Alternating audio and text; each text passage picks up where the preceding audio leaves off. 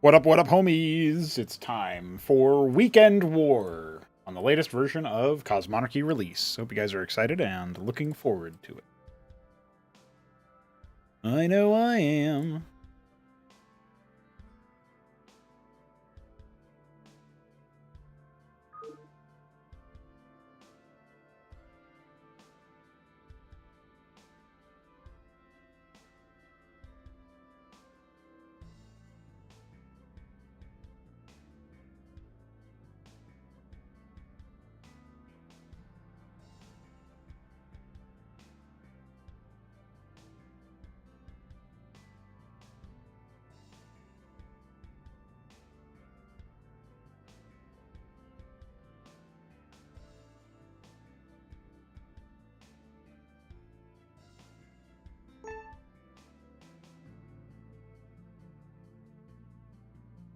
We got all 6 ready for an FFA.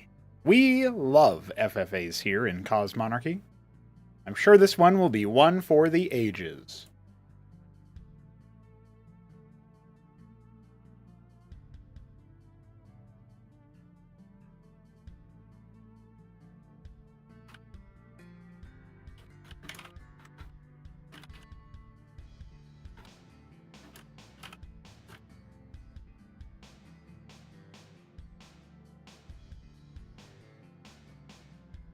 Oh, cool, Lucy. I think Shambler said the same thing, so we'll try to keep you up to speed on what's going on. Oh.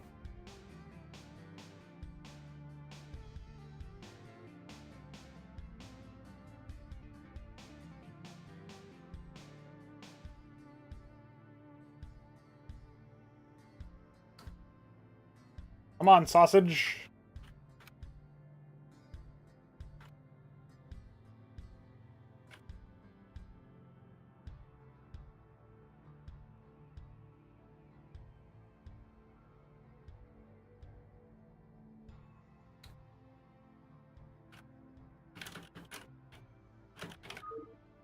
Alright, never mind. We need more. One more gamer.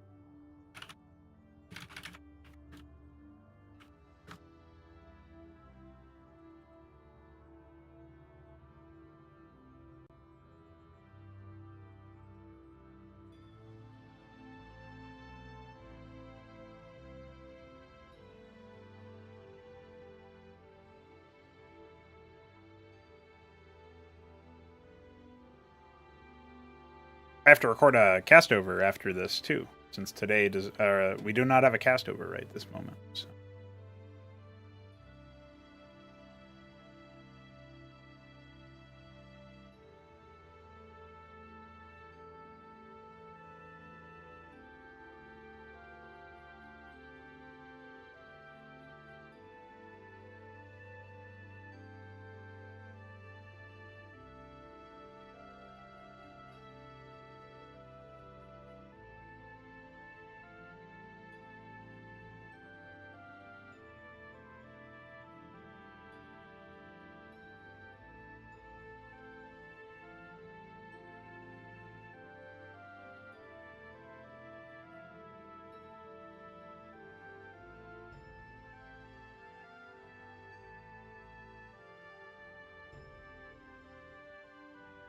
Oh, I missed most of what's here.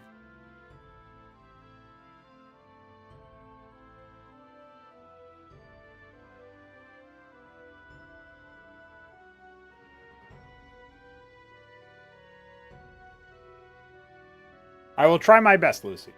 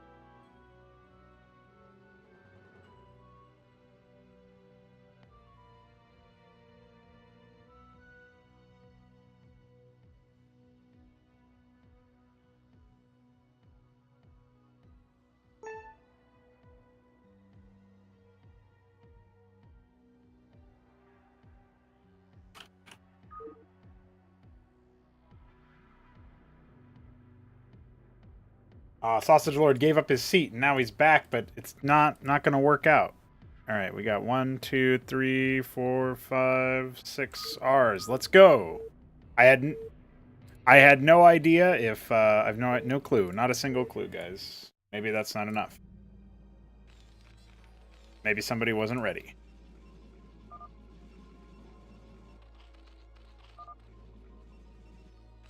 Ladies and gentlemen, it's another 6-player FFA on Antechamber coming at you here. Cosmonarchy continues to have excellent games. This is hopefully going to be one of them. In the top left is the dark green Terran. Oh, forest green Terran. It is Toyota Miguel. In the top right, we have Blizzard Entertainment. That's Hit 'em Up. Hit 'em Up seems to be one of those tricky to guess blue colors. It's not Alice Blue. I'm going to say Maya Blue. He's the Maya Blue Terran. The Shambler is our Black Protoss in the 3 o'clock position. In the bottom right, a similar color and a similar race. Well, the same race, in fact. It is Fenris. I'm going to speculate he is the Jet Black Protoss. Indeed, he is. Hopefully one of those two eliminates each other in the beginning of the game, so we don't have to worry about that. The Grass Eater is here on the bottom left as the Snow Zerg. And at 9 o'clock, we have Kasuga. This is either Vivid Red or Vermilion. I'll say Vermilion Protoss. There you go. So the only one that we didn't have for color guess successfully was actually Toyota Miguel. So he is the sole proprietor of making me not have 100% color guess accuracy. This is competitive, no special rules, no special game mode, anything like that. It's also really hot today, so if I sound silly because of my casting, well, just note that. Just remember that. We've got double lattice coming for the Shambler. He asked if 3 crows in this lobby and then put down double lattice, so I find that kind of interesting. Fenris, meanwhile, going for double gate. So you get a little bit of disparity of changes between the homies, the Protoss players. Our sole Zerg representative is down here in the bottom left, and of course we've got Kasuga rocking out with double gate himself. So both Terran players going for double production, but it's different production, right? Toyota going for bio, kills Shambler's scout. Meanwhile, a vassal is heckling Hit 'em Up's workers. So he's not putting down a watchdog. He's actually floating a little bit of money here. There it is. The watchdog does come down. I like that he's deciding to... Oh, yeah, the targeting there from Shambler is a little bit awkward. LMAO. I'm a drop Hit 'em Up. Okay. Well, he is... I hope he's not typing that in all chat. Actually, I kind of hope he is typing that in all chat. The Mason does go down. The watchdog needs to be finished. There we go. The vassal will not escape. So that's a wrap. Shambler not going to be doubling down on the vassal play, however. And if he was heckling over here at the same time, I missed it. I don't think he was, though. Going to be triple idle for him. He's insulated well versus bio, but the mech play from Hit 'em Up is definitely going to give him a run for his money. Will Hit 'em Up accept that warning that he may or may not have actually heard? He's put his watchdog down in the spot where his ministry would normally put down an add-on, so I suppose he doesn't want to go quarry this game. At least not from his main. Brand Library on one base here for Kasuga, and he's also going to drop an embassy. Interestingly enough, down here in the bottom left, a bunch of Quasilisks are out. Hydrith then coming. Slight skirmish there as Grass Eater scouts what's going on in the bottom right. Fenris going for the expansion. Now, the Trojan's actually kind of darting underneath the defenses of Hit 'em Up here, and I guess the perimeter. It is going to come in looking for the unload. 8 Mavericks can stim very nicely. So, selfishly, I want that drop to hit the Shambler, because, you know, he destroys everybody with Mavericks, so it would be poetic. But instead it's going after Hit 'em Up. The Blackjacks are already in position. A couple of the Masons will probably end up going down, but I don't think this is going to cause critical damage. It looks like 2 Masons have gone down. The rest of the Mavericks are pretty much taken care of. There's 1 left. Oh, he's going to get 1. That's a little bit frustrating. 3rd Mason going down as an unforced error.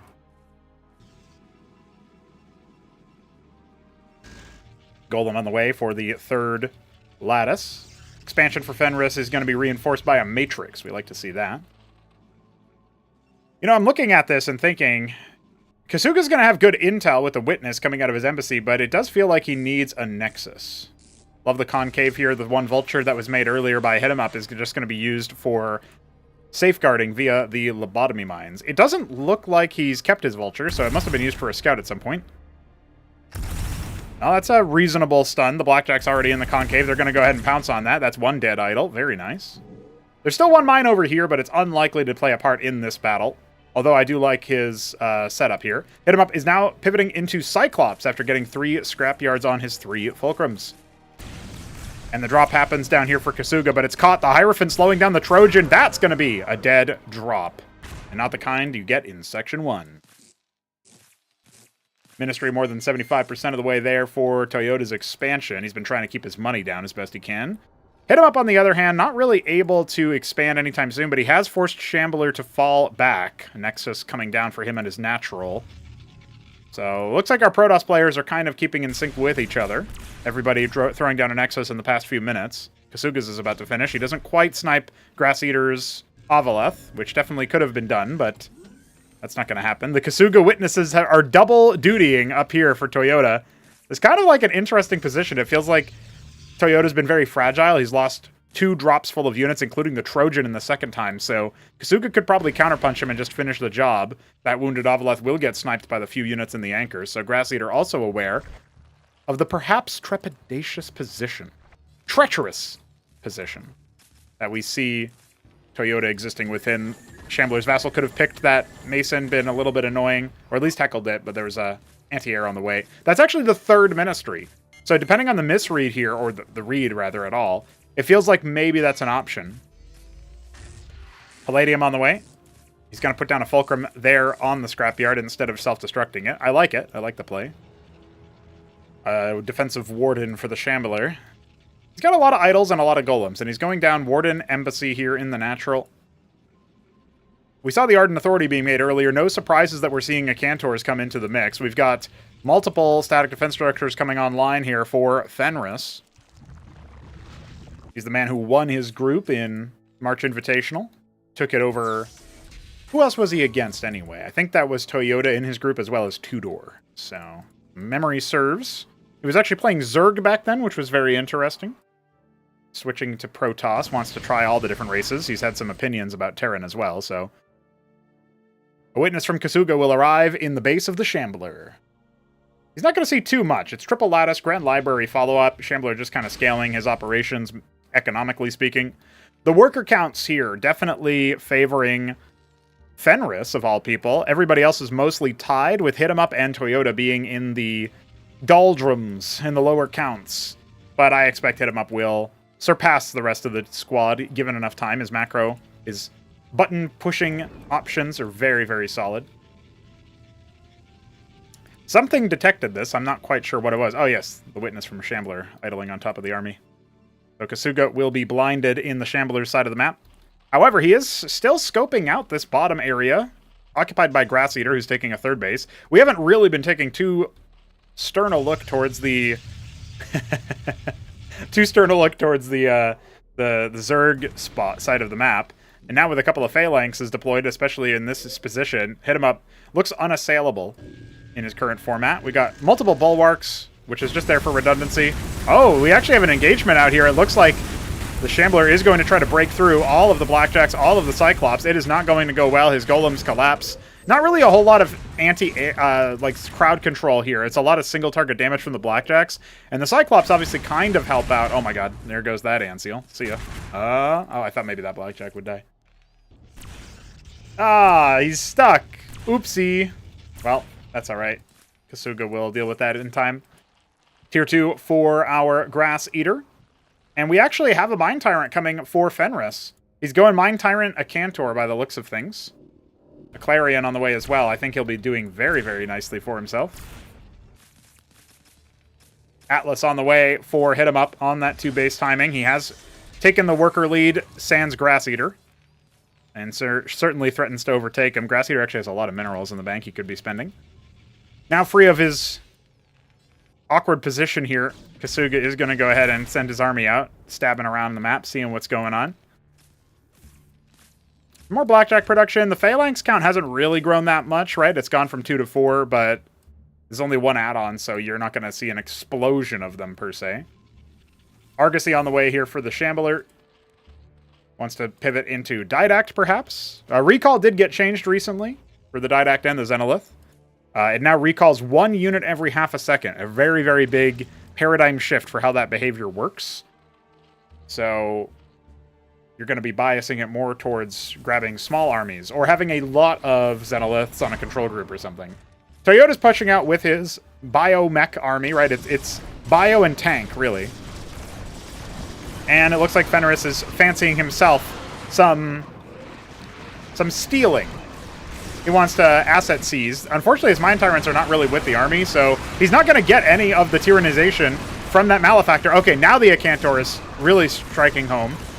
And really, the front line is not dying, the mid line either. So this is going to be a dead base. And you know, the Acantor can steal Zerg. Fenris can be a multi-race player very early on. He's instead just stolen some of the Hydras there, but this is still a rough battle. The Lakizalisk's doing very nicely to turn the tide a little bit. They're also doing pretty well overall, I would say. Like, they're giving Grass Eater a fighting chance, but as the Hydras die, the Lakis are a little bit too far forward, and now they die, and plus there was detection with the Clarion and all that. Now, the Phalanxes have deployed on Hit 'em Up's doorstep across the map, and it doesn't really feel like Hit 'em Up has much of a recourse for this. There's so many of them, and the Bioforces are still at large. The lack of mobility that he's got definitely hurting him a little bit. Captaincies and Mantles on the way for Blizzard Entertainment. That's Hit 'em Up, of course. He's going to be struggling a little bit there. The Zoryus try to ensnare some of these units, but they only end up revealing for Grass Eater that Fenris has taken a third base. He's on very, very nice eco right now. Looks like Tier 2 has now started for Toyota across the map, and, well, the Shambler is setting up for his third base as well, but not yet laid claim to it. And Uptecton has arrived for Kasuga. That's his idea of a good time, and now Grass Eater getting sandwiched by multiple Malefactor players. The Protoss leveraging their mind control to great extents, paying out dividends. Take control of a couple of those Lakizalisks. And now, you know, we're going to see the clash between Fenris and Kasuga. Yoink, he says. He's stolen a couple of Zoryus. Now, Idols have decided to make a raid in here. I'm not quite sure what happened. It looks like it was a Didact recall by the looks of things. So that's attacking Hit 'em Up's position at the same time. Of course, the front is definitely being taken care of, but the Sirens are trying to safeguard that. Now, Hit 'em Up might look like he's down, but he's definitely not out. He's still got 52 workers. So as soon as he gets rid of Shambler in this position, he can be in a really good spot. And I guess Shambler doesn't need a third base when he's got it fully saturated with Artisans. GG is called as Grass Eater decides to disembark. Remember, this position can still be stolen. It looks like Fenris backed off and let Kasuga have it. Doesn't work on structures, but you can tyrannize units. Shambler doesn't know it's been changed. I'll let somebody else inform him. I did update the string in-game, but, you know, it's not something that you think to look at when there's been a balance change. I did link the patch notes, but that's okay. No worries. Now, Hit 'em Up has pushed Toyota back. Or maybe Toyota simply fell away. Detection on top of that is going to delete Kasuga's witness. He'll fall back. He does not seem to have control over any Droleths. He's got a single Quaz. That's kind of cool. A single Lakis as well, with 5 kills.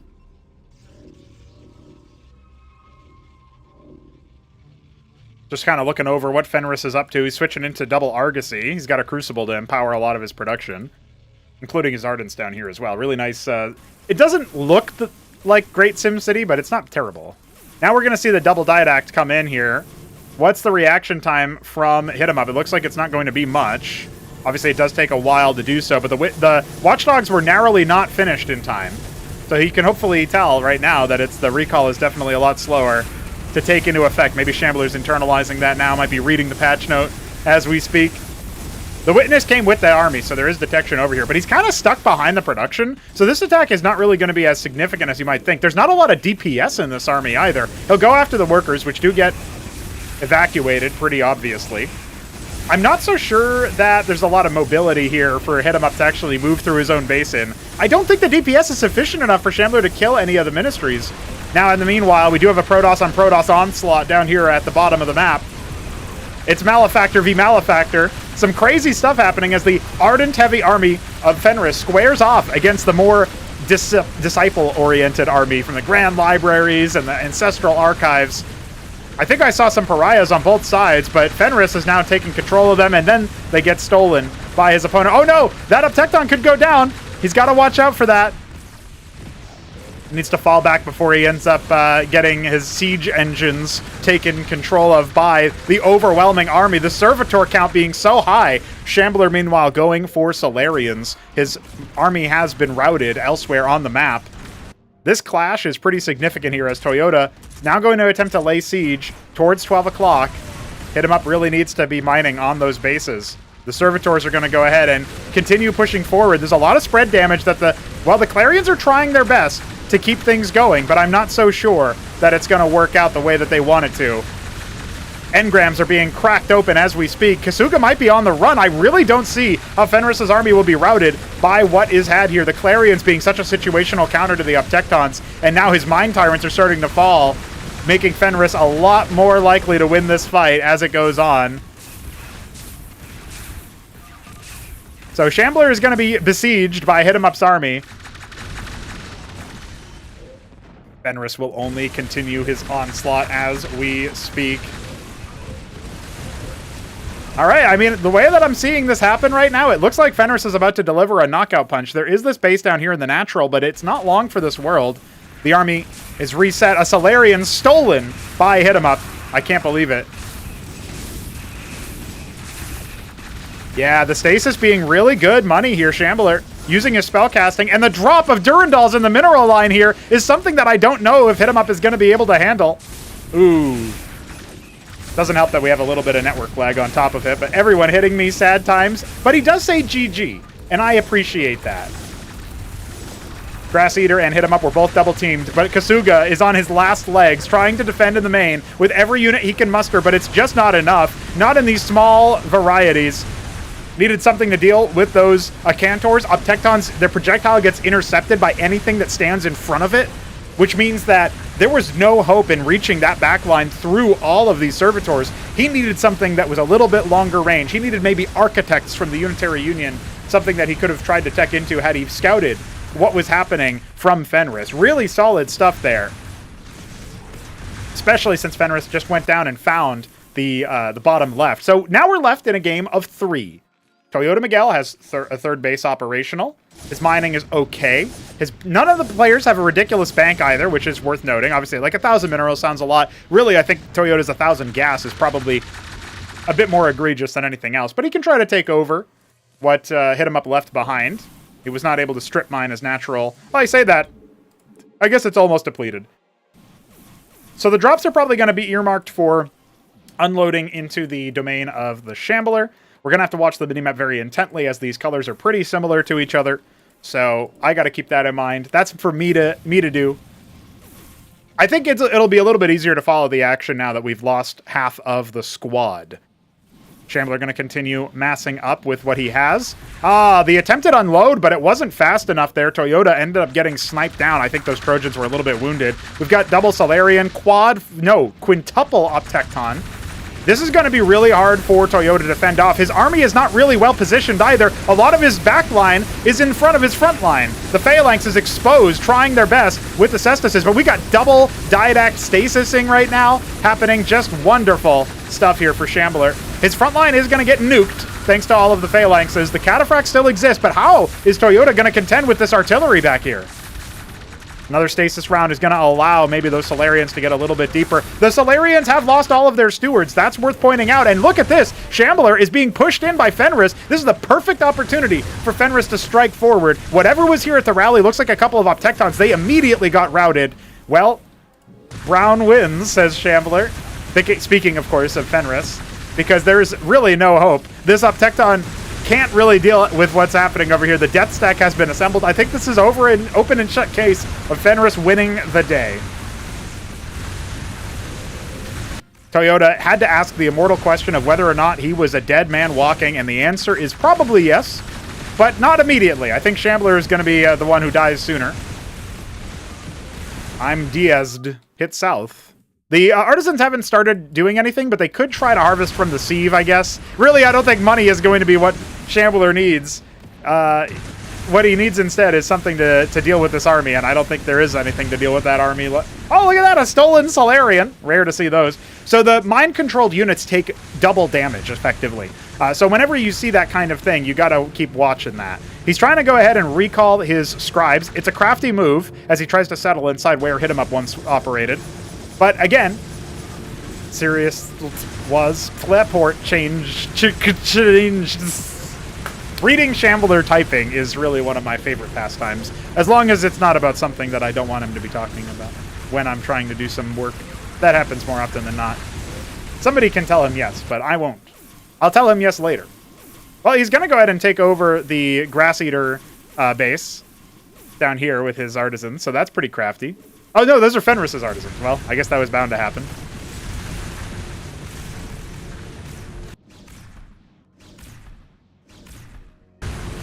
It's looking pretty destructive here, and when you see the recalls, you know that he's trying to live again and do something else, right? Despite all of this, though, Shambler has not really spent much of his time multitasking. He's not harvesting from the main here with those artisans. Absolutely could be. Some of his scribes are also kind of leaking his position, which is a little bit dangerous. And Toyota's just been massing up as much as he can on Tier 2 stuff. He's gone guild halls. They're a little bit cheaper in this patch. But I don't know that Reclaimers are going to be the right answer to this. Because he actually needs to be able to kill him. Me versus God. Yeah, Shambler just got eliminated because his last structure went down. He didn't make a Nexus. I think he had the money. I wasn't really paying too much attention. Hi, here's God. Fenris coming in. He wins his group. Toyota was in it. Now he's just going to come in and smash his last remaining enemy. The Didacs go down almost immediately. Looks like they might have been stolen earlier. And they're actually going to get reclaimed. Maybe Toyota can cast Stasis to buy himself some time, and this fight might not need to be over. But it doesn't look like Toyota is paying too much attention to that particular move right now. Instead, he is absolutely slowed and harangued. The Autocrats... Oh, there's 3 of them in the back. They're going to try to keep their army stocked, but I don't think it's going to be nearly enough. Maybe those Apostles with their healing could have done it. Not really, but I'm just kind of shilling. That was another recent change. The Didac Nut Stasis not going to be doing anything. He says, I killed God. I don't think so, buddy.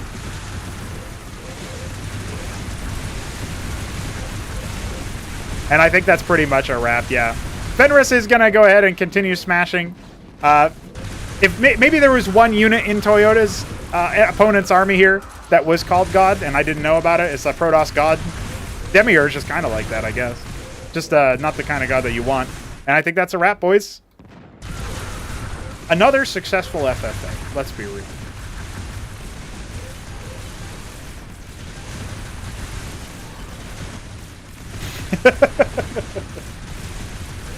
What's up, Green Eggs? And what's up, I see we got some homies in the chat here. I'll say hi to you guys. I would like to make Jack Yelengsky play. But I think because he's from the Philippines, it is currently 4 in the morning, 5 in the morning for him. Well, Grass did tell you to play on that laptop, Jimmy, so I hope you're doing all right on that. Hopefully the fraud launcher works. We'll see what happens. And Rainarel, hope you're cooking something good. Fenris was cooking, that's for sure.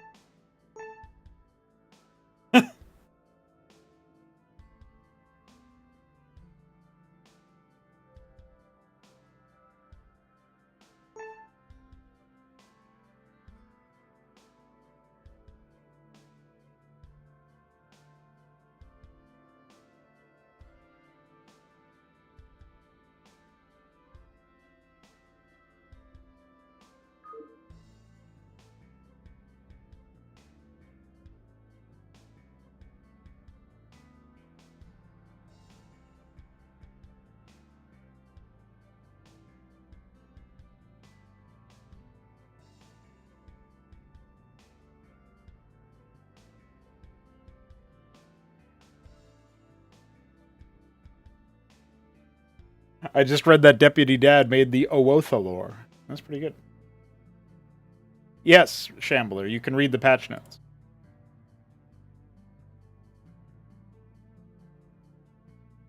I guess it doesn't, they don't spawn with full energy, but the fight went on long enough that I think he could have done it.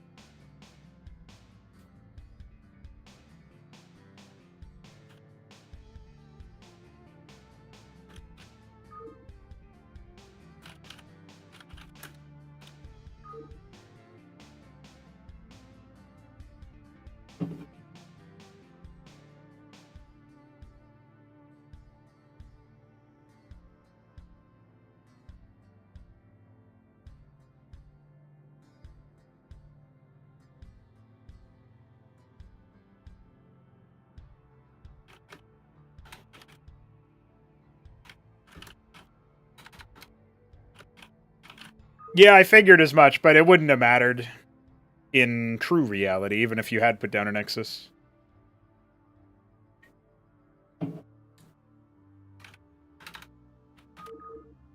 All right, we're starting a 3 versus 3.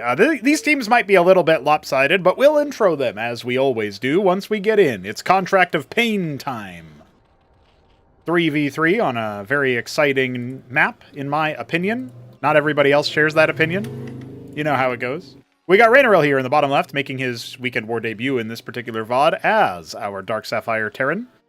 He is sided with Kasuga, Is he Vermilion again? No, he's Tomato. Tomato Protoss. Apparently he likes those kinds of colors. And hit him up down here in the bottom left as... I actually have no idea what this color is. Is this mint? It is. Okay, mint Zerg. I don't see that very often. They are up against Sausage Lord, the Alice Blue... No, Glacial Protoss. Toyota Miguel, the Maroon Terran. And Fenris, the Black Terran. Oh, it's jet black, actually. That's weird. I thought it was black based on the color name, but I get confused easy. Fenris doesn't seem like he was ready. Or no, no, I guess he made workers. He was taking a while to build stuff. I thought for a second he was floating a ton of money or something. And I saw that he had 0 APM as well. Anyway, we are getting straight into things. We have Raynarel going for mech, it looks like, or something. Yep, there it is. The Fulcrum comes down. He's also scouting out the Side Disruptor pretty early. I wonder what he's going to be doing that for. Oh, maybe he wanted to go to a different ramp. Blizzard tries to Pathfind. Don't worry, he'll figure it out eventually. So, 2-gate from Sausage Lord. We got the same thing happening here for Kasuga. The second Larvosk already on the way here for hit him up. He's going to be on the greedier side. And we did just see earlier, by the way, that I think Sausage Lord and somebody else were strategizing. I think Kasuga said 4-minute attack, but it might have been Sausage. Nonetheless, we have some Terrans in this lobby, so I'm guessing that Fenris and Toyota are going to be going for some kind of early action, as they've both gone for, well, something on the aggressive side, right? Fast Blackjack means that you spike with a pretty powerful army that you can use if you can get it into your opponent's base. The mobility part is really the hard problem. And Fenris is going bio, so he should be able to handle paving the way for Toyota's muscle. We'll see what Sausage adds to the mix as he's gone for the Grand Library as a 2-gate follow-up. Looking at the rest of the team, we have a Hydrith as the tech of choice for hit 'em up. Ardent Authority fast for Kasuga. He wants those Acantors, I think. Doing the same build that I saw Fenris doing in that FFA, actually. So, very interesting stuff. That's assuming there's a Mind Tyrant rush coming behind it. And will it be on one base? I don't see an expansion from any player. Lobotomy Mine's out in front of the Side Disruptor. Seals off the passageway until about 6 minutes. These Atlases burn down a little bit faster than that. Up until that point, these are the 2 pathways into your enemy's territory by ground. So you can see that's where everybody is consolidating. Although nobody is watching this pathway. Nobody is even garrisoning it with a single unit. So you can see maybe Kasuga thinking about that as our tomato-colored Protoss will begin to staff it. Takes some time for people to learn the layout of a map anyway, so... Fenris says he's about ready to go, and Sausage Lord responds with an approval. He's got 1 Ecclesiast with his army, and the rest is history. I love the 1 Zealot here, just to frustrate things if anybody comes on down. Scribe from Sausage Lord spots out Vulture Egress. What are they going to do about that? Maverick Cyprian on this ramp. It's always a little bit tricky to be face-tanking ramps, face-checking ramps with your Vultures. That's a term we can probably borrow from, say, MOBAs, where you're trying to face-check shrubbery that cloaks you, right? Stuff like that. That's where I heard it from first, anyway. All right, the go signal has been pushed. This means that the bio might actually come down as the Vultures do. So that's an opportunity here for Raynarel to thin the herd. That's going to be the first point of frustration, but 2 vultures immediately going down. Some mines still not yet laid as well. So that's going to slow things down and kind of reveal that an attack button has been pushed. Kasuga with the Acantor in an envoy. His army might... Okay, his envoy does not get caught, but the Hydras are already in a good position here, and Sausage has kind of hesitated. Toyota needs his Blackjacks to stay alive throughout the fight. If they're focused down early, there's not really that much damage here. Oh, there's the attack speed increase from the Hierophants, though. That's going to be a massive swing of power. Remember, the Acantor could have held this push at an arm's length to some degree if the front line was still here. Now, it's committed. It's going to go for the drop inside Sausage's main. More reinforcements back at the top team's front. It doesn't look like the bio attack has been successful. It's wrapping around now to rejoin everybody on Hit 'em Up's base. We've lost a unit, or maybe a structure, rather. Not ideal here, as Hit 'em Up is going to force this attack force back. Yeah, he's lost one of his Larvosks, or maybe 2.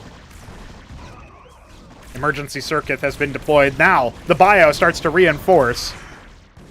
The Cyprians need to get in on the action. They'll shred those vultures without a second thought. And the Hydras actually don't do very, very well against the Cyprians unless they can kind of go for a surround. Meanwhile, the workers have been annihilated by the envoy of Kasuga. He's thwarted by those Toyota Blackjacks. He's going to unload anyway. It's up to 14 frags, and then it ends up going down. Definitely paid for itself, but the envoy also falls, so maybe you could call it a wash. Really, the question is, did he set Sausage Lord back enough to offset the damage dealt to Hit 'em Up? And I think the answer is yes, but Sausage does have a second Nexus. It's just been an absolute annihilation of his workers behind that. Tier 2 coming for Fenris. That's the transition point. He's got a couple of units in that anchor. By now, these Atlases have fallen, and this side disruptor is nearly complete as well in terms of its destruction. There you go. That's a wrap. Blackjack's moving around, seeing what else they can do.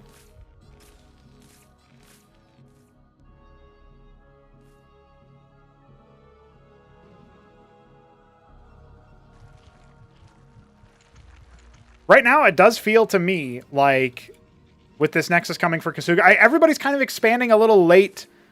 Nobody's really saturating a massive economy, right? The Zerg has the most worker count, but even then, their natural is undersaturated by a significant degree. Hasn't really felt the freedom to just droll up. The mines here from Raynarel definitely going to help Hit 'em Up in that respect.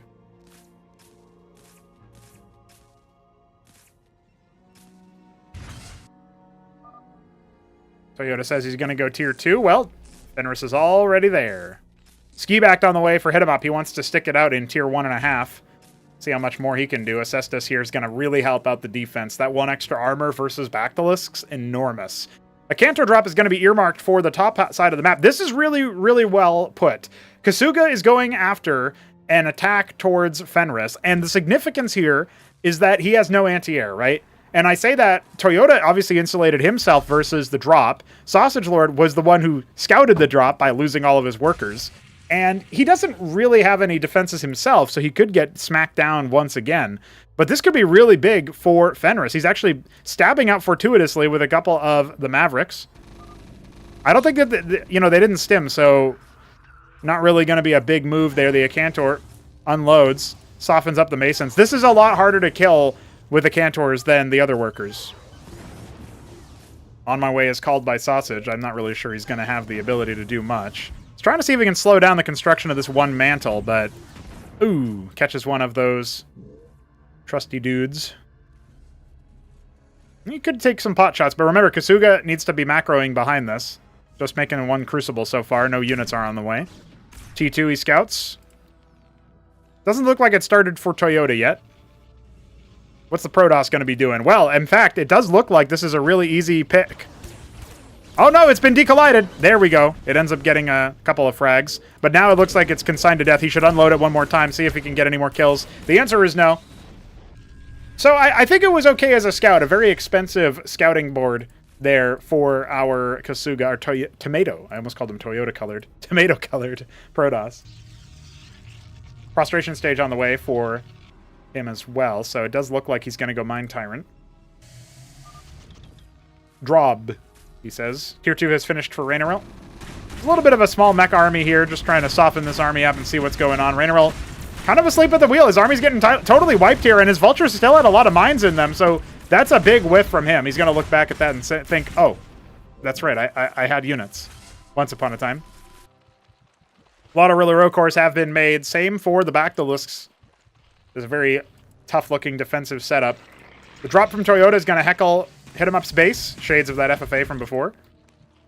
Oh, no. He's actually pulling everything he's got, including the Rillarocores, cores, which feels like a little bit of a mistake, but as the Kager comes in, I suppose that'll be enough to slow them down. The Ensnare is good. Hey, the kickback of the Trojan is pretty big as well. Those Blackjacks are consigned. Oh, those Rillarocores cores ended up dying. Another drop comes in. It's Matador time! Man, that's a lot of dead workers. Hit 'em Up still has the most in the lobby by far, but this is definitely going to slow him down, tie him into knots. And they're going to try to siege this position, but the Acantors are here, and the Bactylisks have mostly cycled back. This one Blackjack still going. Focus Aka. Well, that's the Acantor, of course. It will finally be brought down. No chance at being empowered as a Malefactor. What's Raineril's response to all of this right now? He's still kind of setting up his tier 2. Trusting in his allies to fend that one off. Doesn't look like it was a most successful attack. Tier 2 has started for our red Terran, our maroon Terran. Elsewhere, Fenris continues to establish his defensive perimeter. I guess you could say the same for Raineril. That's mostly what he was doing during all of that time. He did lose all of his military, of course, adding some cataphracts to the mix. He actually doesn't have much in his anchor there, or defending that anchor. But he's still going to kind of cow the army of Fenris, pushing him away, herding him back up. The cataphracts are pretty armored, so I don't know if the Goliaths are going to be able to do too much versus them.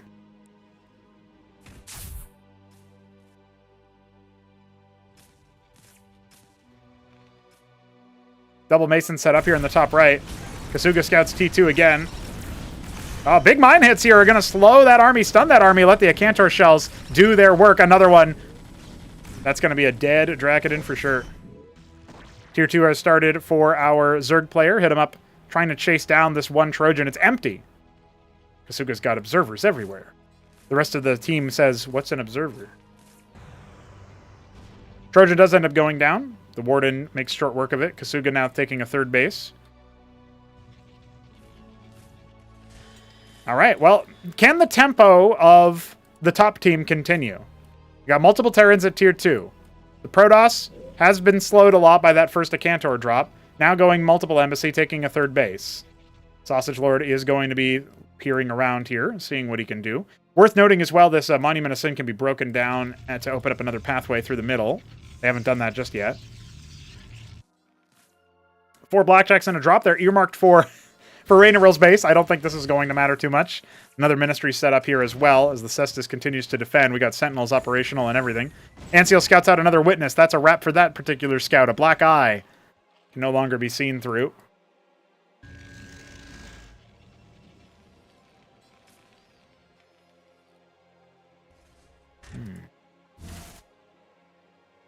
Well, one Malefactor Acantor does exist. That means that mind control is on the table. I'm not so sure it's going to make a humongous impact right now. There's a lot of other Acantors with this army, as well as the Cataphracts. You can Malefactor your own units, of course, but also your allies. So we could see that happen at some point. A Trojan still ends up unloading, so that's very annoying for Raineril. He's going to end up lifting one Sentinel. That actually isn't enough to deal with this entirely. He's going to kind of tie him up in knots a little bit. Fenris moving forward with his army. Taking a more advanced position. We got some gas caps coming down for Sausage Lord, meanwhile. I guess you could say the same thing for Hit 'em Up as he's trying to take more and more bases.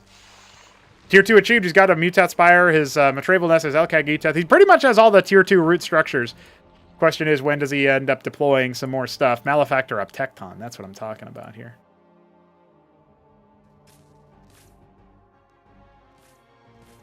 I had the thought it would be really difficult to implement, and I don't think it would be very fun, actually, about stacking Malefactors. So you have like 10 Mind Tyrants on one up Tecton and just supercharge it. It would be pretty crazy. Fenris is going to be kind of pushed back a little bit here. No phalanxes exist, right? So that makes it really, really difficult for any sieging to occur. Turtling continues. You can obviously just fall upon it in waves, but...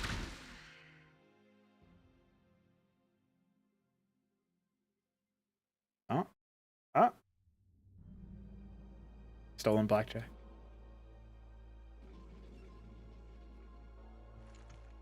All right, big Zerg force coming on in. This area unguarded and unclaimed. Sausage Lord has no idea he's about to be stabbed in the back. Or maybe in the buttocks.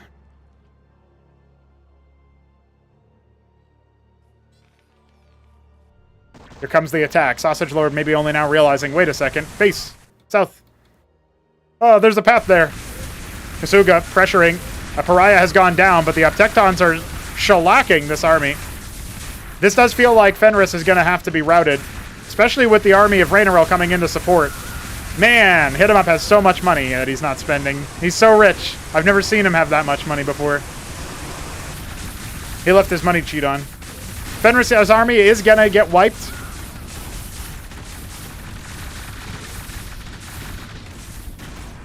There you go.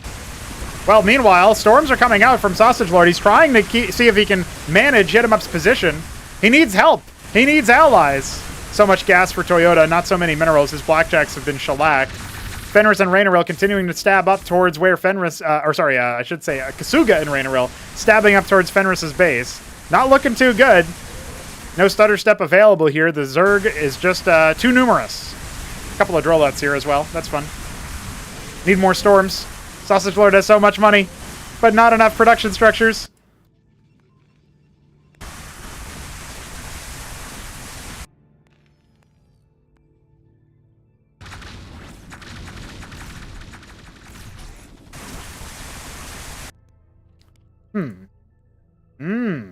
Almaxilisks. This is what we like to see. I also think this game is over, Shambler. I'm pretty sure I'm decent, but it's definitely over.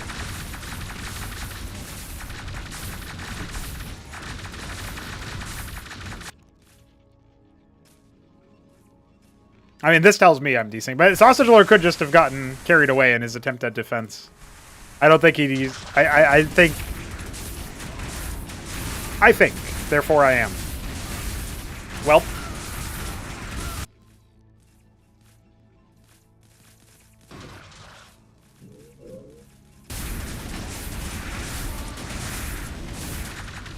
Kasuga took all the Masons!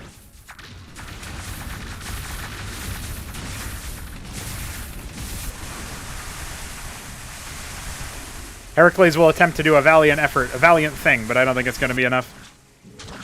The Almax just walk up here and kill everything. Float up there and kill everything. You don't need to imagine, Shambler. It happens to you all the time.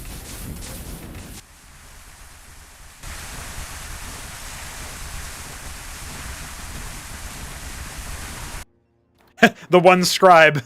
The lone scribe comes up here to try to build stuff. Toyota calls GG. That's a wrap for him. He has been routed by the Zerg. Decent, he says?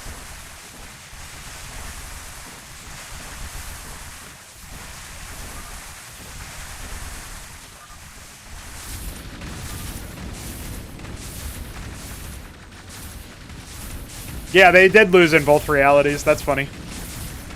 Cool. At least, listen, at least the game outcome didn't get changed because of it.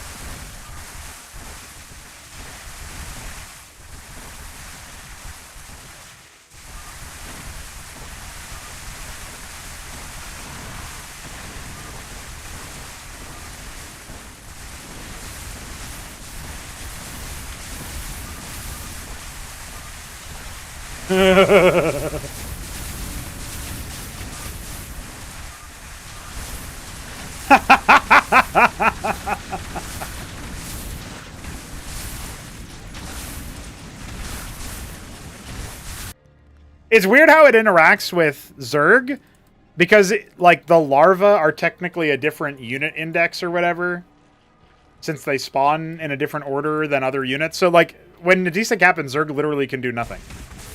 Hey, Toyota made tier 3. That's funny.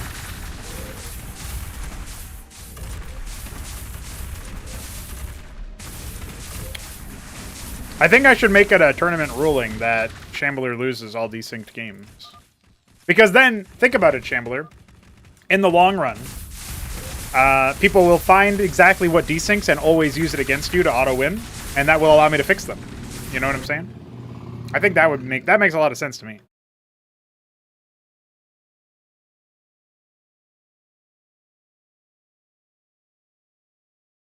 You can assist me in finding the desync.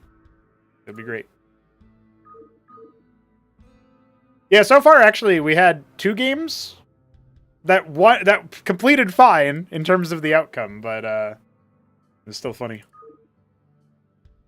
All right, we'll do Butcher's Corner regular.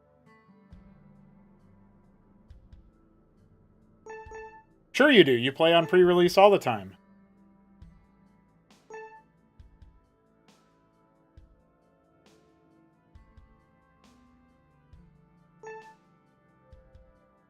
I should.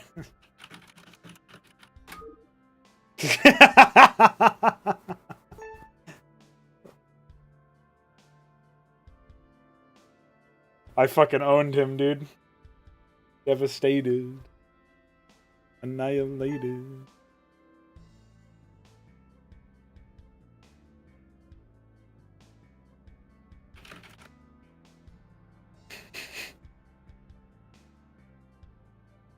It wasn't a crash, it was a freeze.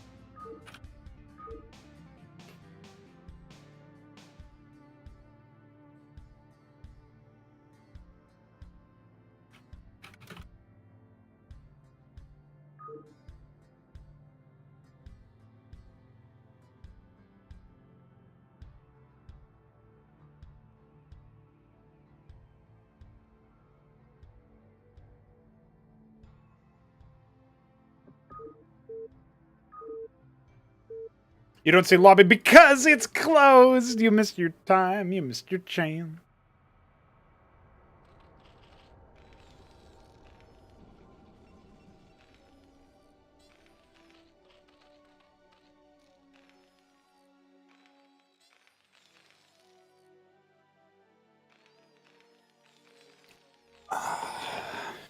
Ladies and gentlemen, it's another team free-for-all here on Butcher's Corner.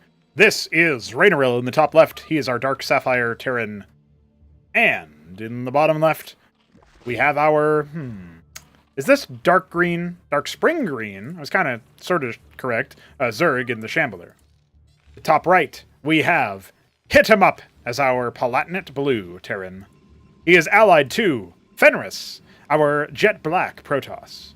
And in the bottom right, we have Kasuga. He is our Alice Blue Terran. And he is allied with Grass Eater, our vivid red Zerg. I was mostly right on all of those colors. TBH, TBH. Larvosk started up here for Shambler already. It's going to be a couple bio pushes here from Rainaril. My door is adding commentary by going, and occasionally slamming shut due to the wind. And the wind is much needed, as it is very warm here.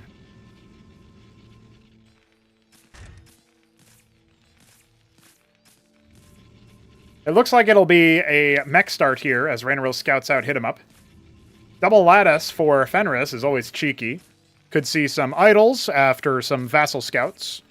Kasuga going bio is an interesting choice, since the only time I've seen him play Terran, he went for a mech and then into air play. And that was in a free-for-all versus Jack Yelansky and Art of Turtle on the Luna port, Tesseract. Very funny, very funny. A pool here for Grass Eater after his single Larvosk. Grass Eater actually scouted bottom left, so they know that the other team is here in the top left. Diplomat Mason. Well, that Droleth is not a diplomat. It's going to get stimmed and killed. Ah, I'm attacked. Rainarilla's diplomacy has failed.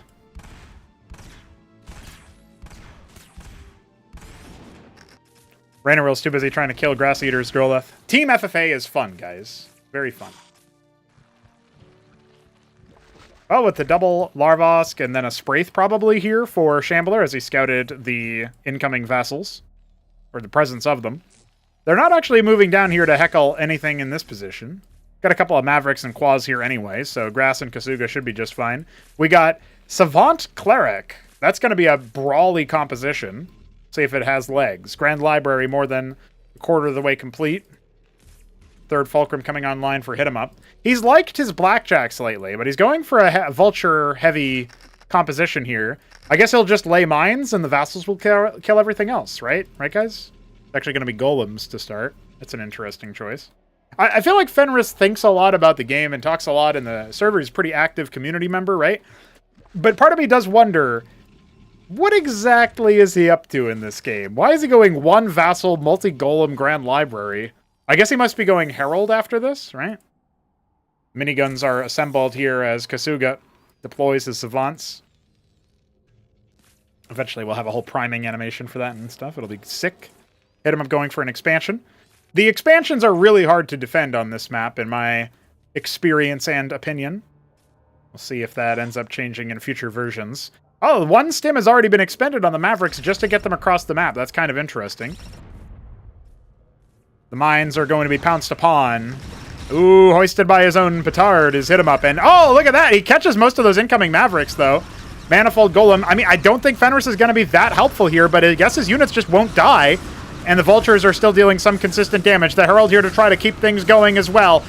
Unfortunately, that Golem was nowhere near it. So I think this army is destined to be overwhelmed, especially with Shambler's Vorvicors coming out. If those Golems were idols and we had some more units out of the double Ministry greed play from Hit 'em Up, then maybe something different would happen. But Shambler dives onto the Nexus. The bio units from Rainarill gunning down worker after worker, and they're blocking the Vultures from retaliating. Oh no, the Nexus is going to go down. Fenris has no hope of defending. His workers were not in the fight, and that's a total snipe. The bio has fallen. Well, if, you know, this Ministry could land over here. All is not lost. He could just land right here, but he has no pylon powering any of his structures, so all of his units are very precious here. The Simulacrum will end up splitting. The worker is now going to be descended upon by the Zeth Vorv. We don't see a Zeth Vorv early timing too often, but in team games you can definitely see the value. Blackjack, Vulture continuing to do their thing. A couple of Masons, well, more than a couple, did definitely go down. This last-ditch move from Shambler. He'll clear a couple of Sims. Maybe a Herald? That's not bad. Oh, he could have almost had another one. I'm allergic to Shambler finding success. If this Ministry lifts and lands here, that would be God tier, because you can actually get a lot of value out of that. You can return to your allies' town center, as we're demonstrating here. Hit 'em Up doesn't seem to be immediately aware of that. Oh, he is. He's thinking.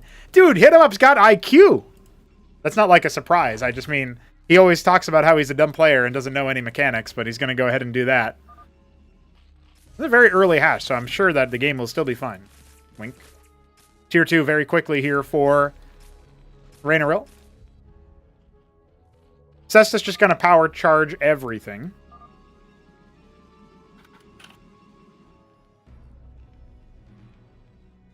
Oh, I did that on the same player name. I think Grass Eater said ID 2, but isn't he ID 2? No, it was 5.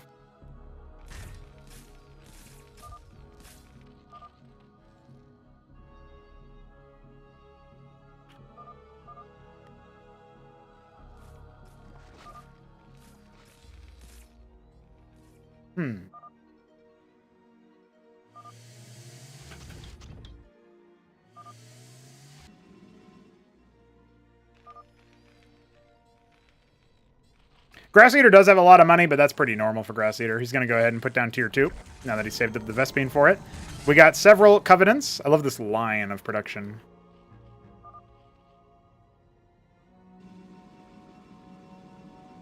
This Grand Library is still unpowered, and something's going to have to be done about that. There's a pylon to try to fix it up. And yeah, this top team is definitely struggling. Oh, I love the nexus behind the minerals. That's a pretty cheeky way to do it. Now it's going to be captaincies out of Rhaenyra here.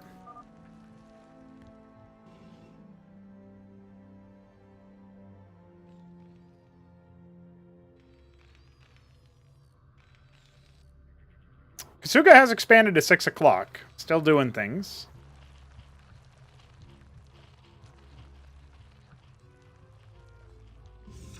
Grassator making Larvosks. Hasn't been able to secure his tech just yet. He's making a round of Droleth. Things seem fine there. Pylon at the front gates. It looks like our top left team wants to continue punching the top right.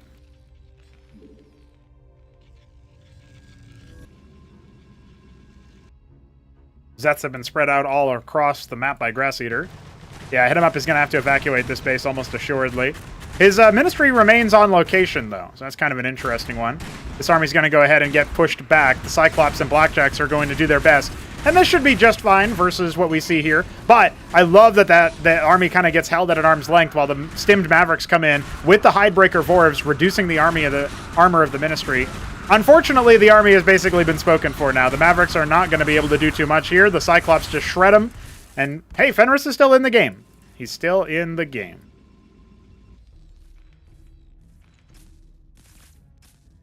Kasuga taking a third base. This was his natural expansion, which is very funny to me. His tier 2 is now on the way. His army has been relocated over to that location. His Cesta's still operating on that side. Hit 'em Up is just going to come in and pop in, see what he can do. Rhaenyra is going to defend just fine. The Zets are, burrowed over here just in case they need to be used. But yeah, clearly this is too much for Hit 'em Up to deal with. Fenris's army is a little bit paltry. Not a whole lot in terms of Vespene here for Grasseater.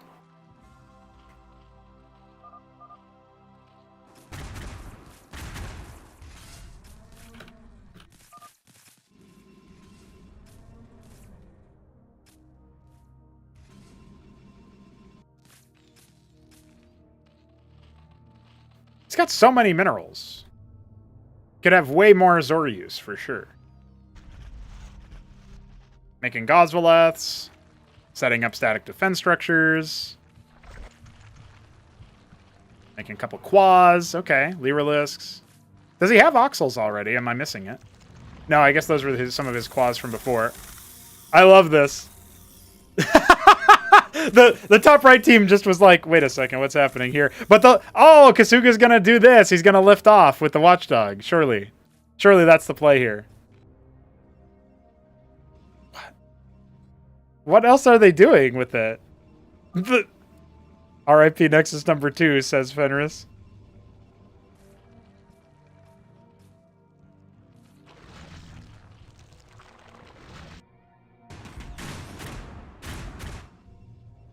No? Okay, I guess not. What? Okay, there you go. No, they're definitely... I guess maybe on their side they have something else going on, right? Maybe I'm the one who's out of sync. Let me take a look at Shambler's stream by comparison. I can't see anything on that side, though, so... Alright, let's see.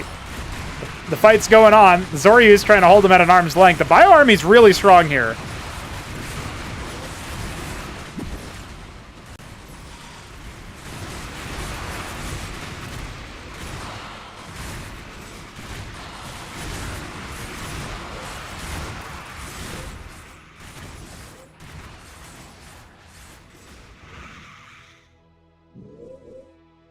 Interesting.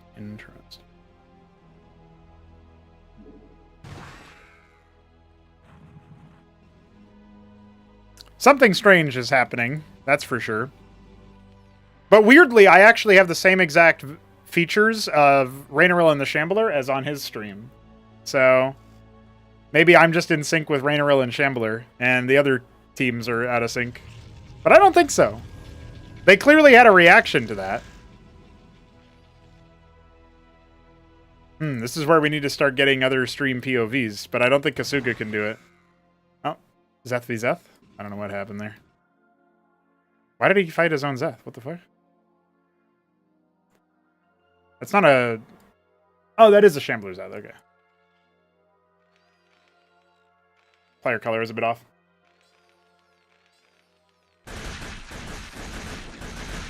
What's up, Tudor? Yeah, Weekendwar is going pretty well. There's some funny things happening for sure. So Grass Eater is now trying to respond to this. But it seems that Mr. Kasuga is none the wiser.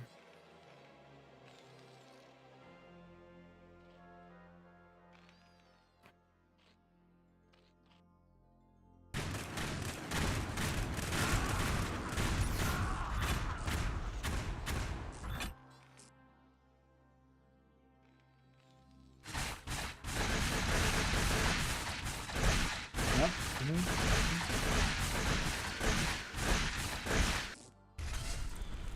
The 10 madcap 10 center. That's so deadly.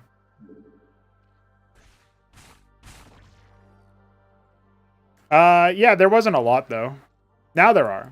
I'm definitely out of sync with the players, but I seem to be in sync with Shambler and Raynaril, which makes me think that maybe we got unlucky.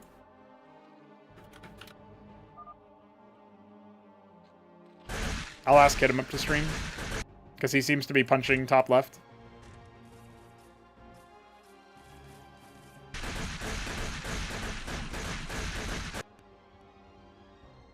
But, you know...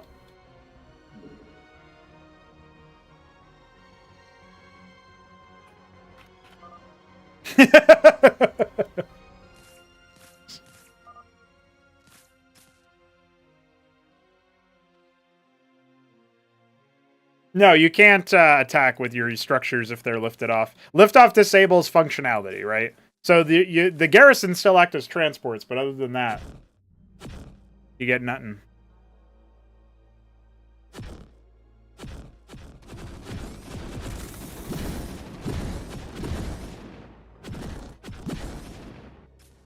Oh shit. Oh yeah.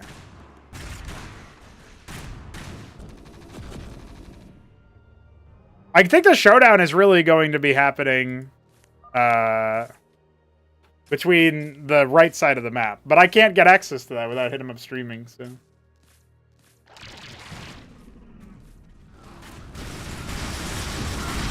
You can see they're reacting to each other, right? But we're only seeing a fraction of the battle. Oh.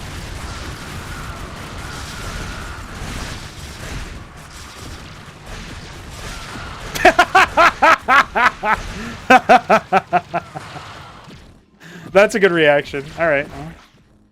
Nerded.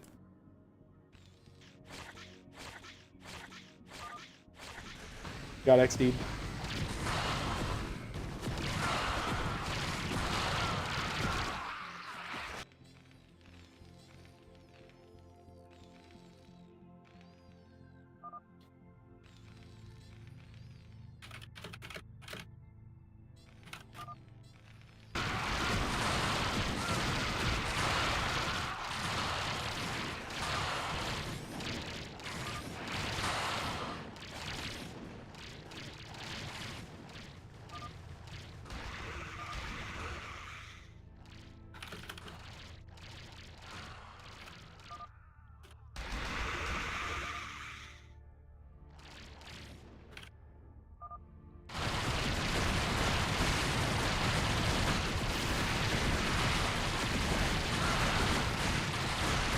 I'm going to give this win to Kasuga, because I like Kasuga. He's a cool guy. Oh, but he's allied with Grass Eater. So Raynaril and Kasuga are cool guys.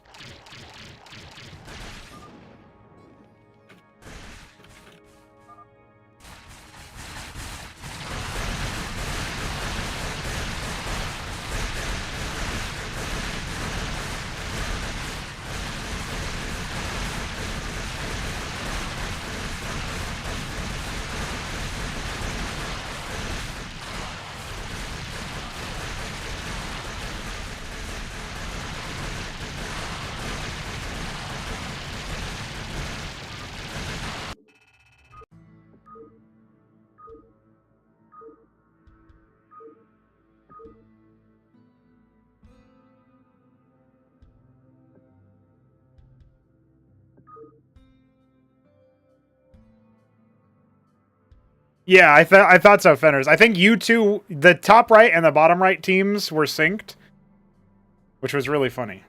So that's my personal. That's how I feel. You know what I'm saying? All right, let's do massacre. But which map should we massacre on? All right, we'll do Magmaticus. We don't do this map very often, so it'll be great.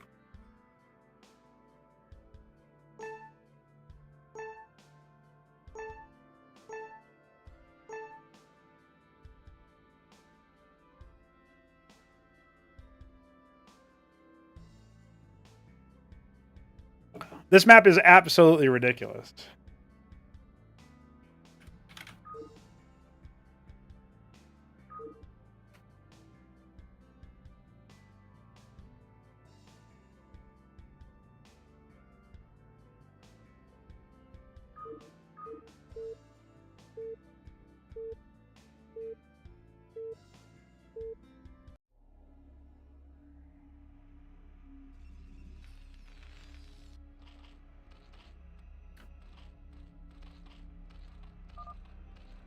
The lobby was full. That is why you could not see it. Fenris is our top left. Is in the top left. He is our jet black Zerg. Very cool stuff. He's always jet black. That's what I've gathered so far in this weekend war. Hit him up will be in the top right as our glacial Protoss. Rainarel is our dark sapphire Terran at the 3 o'clock position. Down here in the bottom, we've got Grass Eater as the red Zerg. And Kasuga's in the bottom left as the cyan Zerg. Interesting stuff, because we have 3 Zergs, a Protoss, and a Terran. And I find that very interesting. So, we'll take that. We'll take that. It's going to be a fast pool from Fenris, which kind of tells me that he wants to do something cheesy. Our other Zergs are playing a little bit more standard. As standard as you can be on Massacre. It's going to be Lattice Warden for Hit 'em Up. He wants to insulate himself versus threats. And we got Bio for Rainarel, which is pretty standard on Massacre. Not too many people go mech first, since you can't make the... You can make the first Fulcrum kind of on time, but it's just usually better to have at least 1 stockade. We can see Rainarel going for 2. So Massacre, you harvest Vespene, harvest it, by killing units, 3 per kill, and making units, 3 per unit made. And you get double units. So actually, you know, Zethicors are going to give you 12 gas because there's 2 times 2. They're quad birth instead of dual birth. But everything else will give you 6 Vespene. There we go. Multiple gateways. Rainarel gets shooed away by that 1 Warden. We got a couple vassals out here already. Looking to see what they can do. Stimmed Mavs are going to shoo them away. A lot of shooing. Plenty of Zethicors coming out here, but Kasuga has gone for triple Circuit before pool. That's really funny to me. He's like, yeah, whatever. I'll just do this. And his natural is actually a vulnerable target for the rest of those Zethicors of Fenris, but it's not going to happen just yet. Every time Sims split, they give you 3 Vespene, by the way, so that's another way that you can grab yourself extra units, extra gas. Extra grass. Grass has 700 minerals. I don't know what he's going to make with it. Maybe he'll expand or something. He's probably never played on this map, so rest in peace. Because this map is really deranged. Oh man, that return path is something fierce. The vassals are heckling workers, but they will be routed very easily. Looks like one of them got burrowed to avoid pain. We'll see if Fenris remembers to unburrow it later. We're going to have more anti-surface defenses. No anti-air here in sight for Kasuga. He has no idea that vassals could show up and ruin his day. Patches coming up for Grass inside the main base. He wants to just expand his reach. He's going for the Zorka's Shroud. If you go Zoriusthaleth, which is a mineral-only unit, it will spawn Rilla Rokors. Rilla Rokors give you Vespene. Something that hasn't been explored. Well, we'll talk about that in a moment. As Mavericks are stimming up the ramp, Hit 'em Up is going to have to deal with them. He's using his Sims as best he can. And, of course, all those Mavericks are getting whittled down by their own Stims as well, making it a little bit easier for those Drakodins to kill them all. Still, it's pretty cost-efficient there for Rainarel, all things told. He did kill 1 or 2 Striders in that, but the Mavericks definitely struggled versus those Sims. They needed to be focusing him down. Reinforcements are available if another attack is going to come out, as Fenris takes his natural, much later than the other Zergs. Something that I haven't seen explored yet is if Zerg want to try to greed, they can make Rilla Rokors from their larva, and they can get a lot of Vespene that way. might be something that needs to be toned down, actually, in a balance update in the future. Like, on paper, that feels like a lot of Vespene, a lot very, very quickly. But it is consuming your larva, which you need to make units. Manifolds have arrived. They're not going to be very useful versus Mavericks. As they stim forward, they're going to be forced targeting down Drakodons, which I don't hate the idea of. Not going to be able to finish the job onto that one. Got a lot more Mavericks here, but he needs to be pretty consistent with him.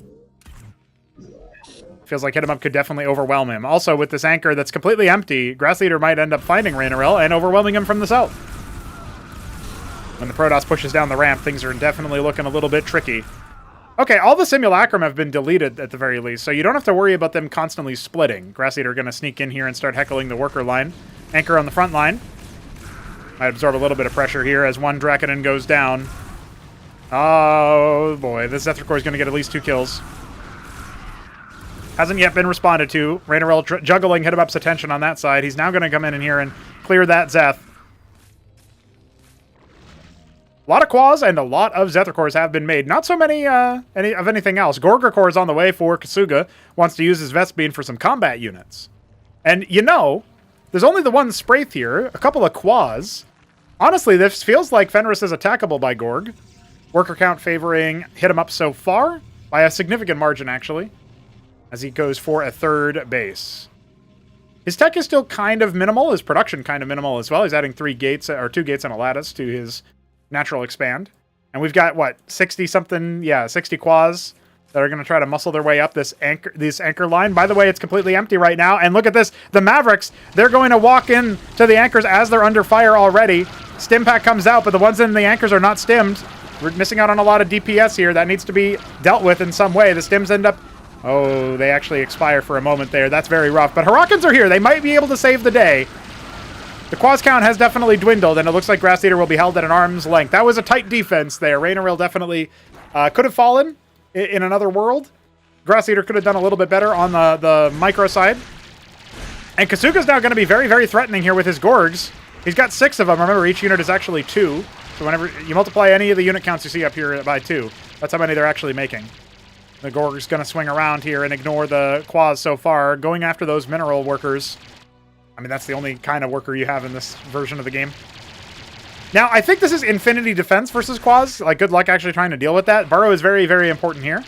But look, Kasuga's smart. He waits for him to step on top of those workers and then goes for the attack. I love it.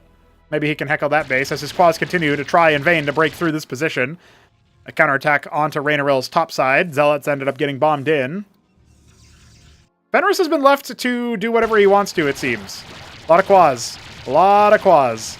On both sides, really. Going after the Zorkish Shroud is a smart move here. That's a tech that's going to be expensive for it to be replaced. Because, you know, Grass Leader almost has enough gas to just go straight to Tier 2. He really needs to come out here, but there's more Gorgs where that came from and plenty more Quas as well. Kasuga versus Grass Eater in a Quas war. Augmented by Gorgrakors. And I guess Zorius? Oh my god. I think maybe now Kasuga realizes maybe he needs to just throw everything he's got at this front gate defense. Go after the Hatteros, perhaps. Man, what a bloody war. Meanwhile, Fenris going for the mineral-only comp. Iziracor, Zorius, Quas, Zeth. But look at all the circuits! I think he can still break through here, but it's going to be really silly. The Quas start to withdraw. Grass Eater's like, oh, okay, I guess I'll go ahead and attack up there. Grass has so much money, he needs to put down Tier 2. I think he might have forgotten what he was doing. Maybe his computer started sparking. Sending what he can. Scouting around. Hit 'em Up taking another base. He's going up to 5 bases now with pure static D around every one of them. Kasuga's 3rd ends up coming down here. Alansha Lake is end up burrowing over here to hold Fenris at an arm's length. But look at this! Grass going to come up here. He's broken through the Quas line. Now charging up, seeing what he can do. Can Rhaenyrael defend Hit 'em Up meanwhile on the other side of the map? It's a Zerg sandwich on the bottom left, but honestly, Hit 'em Up's army is looking really deadly. The pure bio, they're all stimmed to death anyway. Idols are going to chew through them like nothing. The Simulacrum splitting, helping Rhaenyrael out a little bit by decolliding Hit 'em Up's army, but I don't think it's going to be enough. Might be first in, first out. The lake is relocate down here. Fenris does not keep up the pressure elsewhere, so Grass Eater will be held back. Kasuga barely holding while Raynaril gets broken. It's unfortunate. Tier 2 is about to be leveraged. His natural going down. Go bug someone else, he says. Well, there's a lot of bugs in this game. Just look at all these Zerg. Fenris camping the third. Hit him up and Raynaril are almost always neighbors in FFAs, it feels like. And so this is yet another case of that. The Maverick stimming out, trying to snipe individual targets. Has to be judicious with his targeting. He doesn't have him up online for very long. Now some Madcaps are here. A round of Rockets pops up, but on the wrong side, the Madcaps are going to get absolutely run over. Another base taken at 12 o'clock. Maybe Grass Eater thinking of the same thing down in the bottom middle. I can't believe it. It's pure Zealot Sim, it looks like. A couple more units going to come in and heckle Fenris. He made a round of workers, but his army's actually been camped. Kasuga, he saw where his army was. He puts down his Lakes and he just cements him. Locks him in there. I don't think he's going to be able to defend that, so no reinforcements are coming. They all have to be made on site. Mutat Spire for Grass Eater. He spent down some of his banks. Still got plenty more. Fenris probably leading the charge in terms of money not spent. I guess Kasuga's up there with him. Hit him up, continuing to just make as many workers as he can, going up to a ridiculous amount. Button pushing to the max. Zealots going to be the end of Raynaril. Once again, coming up the Bridge of Death, the Ramp of Death. There's a horde of Lakers where that came from, though. 20 Lakers on the high ground. Good luck. Just gets annihilated.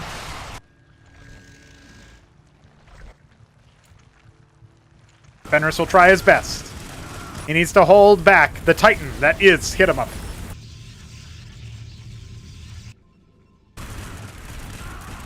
By God. He's just waypointing into them. He's A-moving.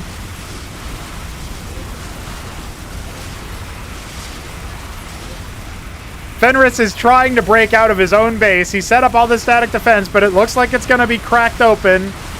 Sim idle, not bad. Not really any manifolds here. The Zealots need to get to the front line. They are struggling to do that. Hit 'em Up's too busy setting up more stuff. Synthetic Synods. He wants to go Empress. Mass Empress in Massacre. What a disaster. The Lakers continue to just gun through over here. And Gorgacores were deployed. No anti-air exists. Oh, and the Ovalates are here to detect that. I think Grass Eater might have just been signing his death warrant. There's a load, an absolute metric ton of Quasilisks being made, but the Gorgacores are here now, and those Lakers are dropping, being eaten up. Reinforcements have shown up here as well. It looks like Fenris is about to be run through. The Blades are here for Hit 'em Up. Raynaril, he's held back as much as he can, but he's slowly being eaten alive. And sure, most of the Gorgacores have fallen, but there's no Lakers to hold Kasuga back any longer. He burrows some of his own. The Mutaflock descends. It's killed off so many workers of Kasuga's, but he's got so much money in the bank, it might not matter. Now Hit 'em Up sending forces elsewhere. He feels like he's overwhelmed Fenris's position. Prothathalors are deployed, but I don't think that's going to be the unit of choice here. Sim Warfare. The one Madcap full anchor, but Zealots are deployed. They might be able to gun through anyway. No Tensender, no chance. That was the last hope of Raynaril. He gets to enjoy some of his new icons, though. There is that. Quasilisks are trying to deal with this Mutastack. It's the last hope that Grass Eater has. He's got plenty more Mutas, actually. It looks like he has routed the army. And does Kasuga have much of a follow-up? The army is withdrawn. The Gorgacores are going to try their best to come back. Kasuga goes for his own Mutat Spire. 2 can play at that game, he says. Sikralisks are going to be the option. But look at all the Mutas that come back in. I think Grass Eater's Counterpunch might have legs to it after all. 37 or some odd workers. The Atlas lifted. He's got captaincies moving to the bottom right. Raynaril has no money. He can't really make anything right now. So he's just here for the memes. Maybe he'll tune into the stream. The Mutas, they're taking over. Sure, your Gorgs might be tanky, but look at all of the units that Grass still has. His mining operations elsewhere were not stopped, not foiled, but Hit 'em Up threatens. And Fenris might have actually pushed him off for now, but what is Fenris going to be doing? He's been locked in a defensive move for so long. Hit him up growing to take over the entire right side of the map. Grass Eater now trying to route around, see what he can do. The captaincy's just kind of floating around, just hanging. The Atlas is going to be destroyed. His main base will be mined. Colonized by Hit 'em Up. The forces now coming in to try and reinforce their push. Obviously, Grass Eater will deal with that. Fenris, he's got a lot of sprays. It's not going to be quite enough, obviously.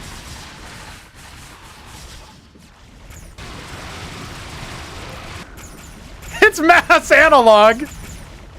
That's not what I thought we were going to see, I'm going to be honest.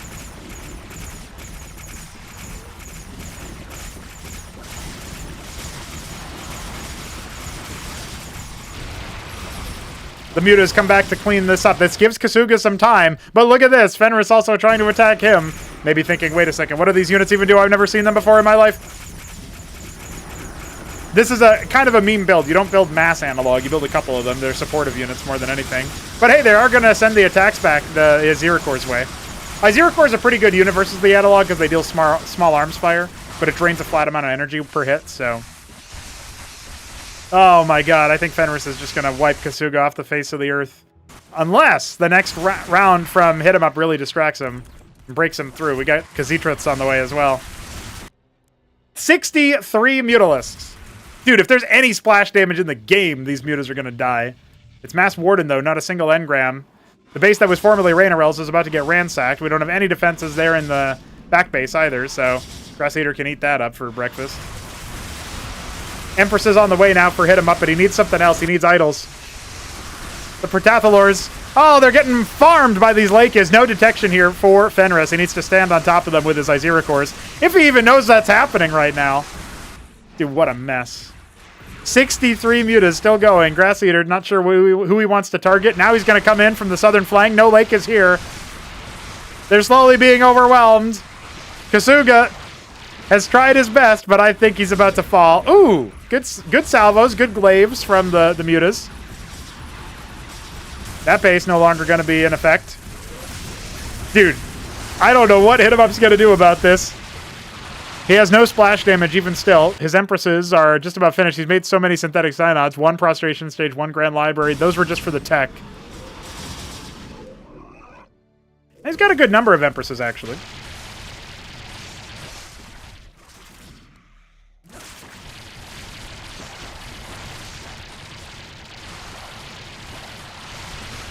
I feel like at this point, with the Empresses involved, I mean, there's a bunch of them over here that Hit 'em Up seems to have lost track of as he just tries to queue up more at his synthetic synods. Maybe send up something over here in the top left. He doesn't realize that's an island. Maybe now figuring it out. Fenris trying to drive him back. The Empresses will make short work of that army, I can tell you that much. And the mutas have decided to switch away from Hit 'em Up and back towards Kasuga, who I think is going to have to capitulate soon. He's got almost nothing mining. No units in production.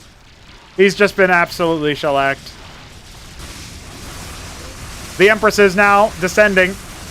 Fenris does have Protathalors. They can be pretty good versus the Empress, but one of them ends up falling. Yeah, that's unfortunate.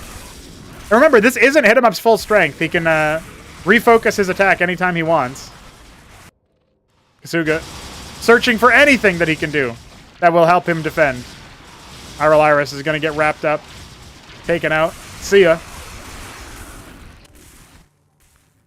More Empresses on the way. Never resaturated this base. It looks like he'll look at this at some point and be like, oh yeah, all that. Gonna go for an expansion. Send his workers up to mine.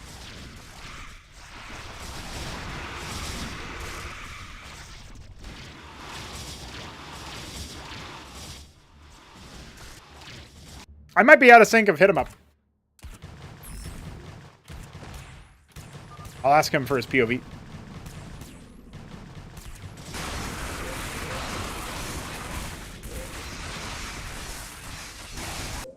See if he is nice enough to oblige us. Raiderell's still just AFKing in the bottom right with his captaincy, by the way. That's very funny to me. Oh, he's got another one in the bottom left. All right, we do have a stream.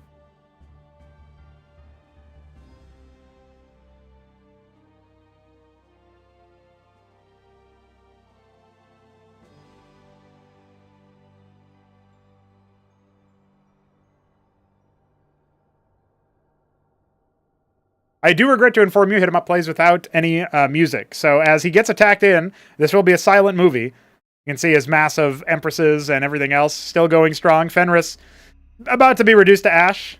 Not a lot of AFK scribe. I don't know what he's talking about. Oh, I see. On my side, there are indeed a lot of AFK scribes, but maybe it was just there.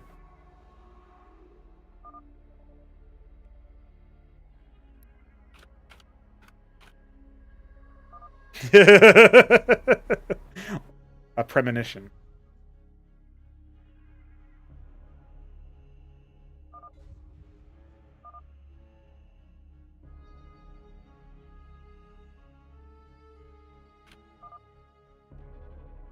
The mutas have not actually been routed. They're still going.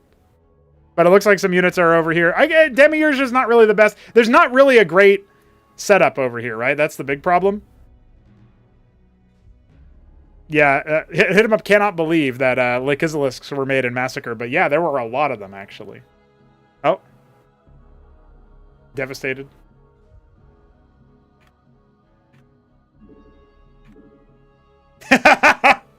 Annihilated.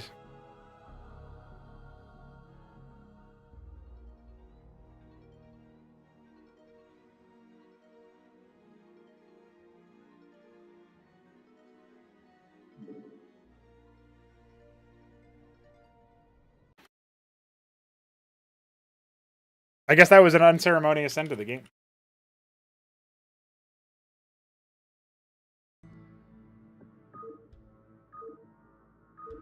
He made too many units too. The game couldn't handle it. It was like, see ya.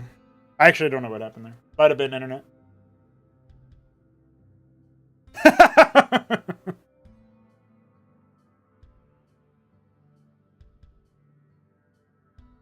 I like that, dog. If you think about it from a dirty standpoint, it's like when Arbus claimed desync, but not really. It was just a joke. But if you were doing that deliberately, that would be pretty legit.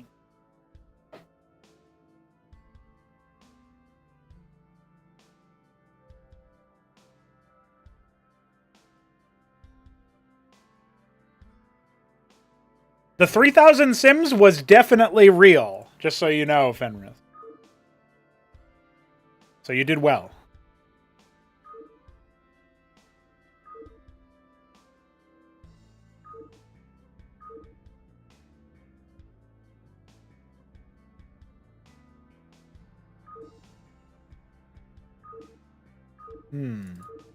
What should we play now?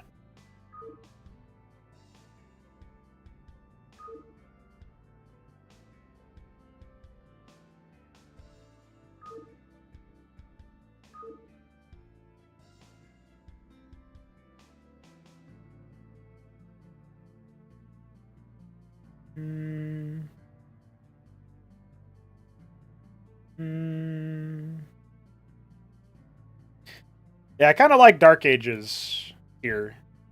We'll do Dark Ages Oil Australia because then you can't you can do transports, but there's no air units.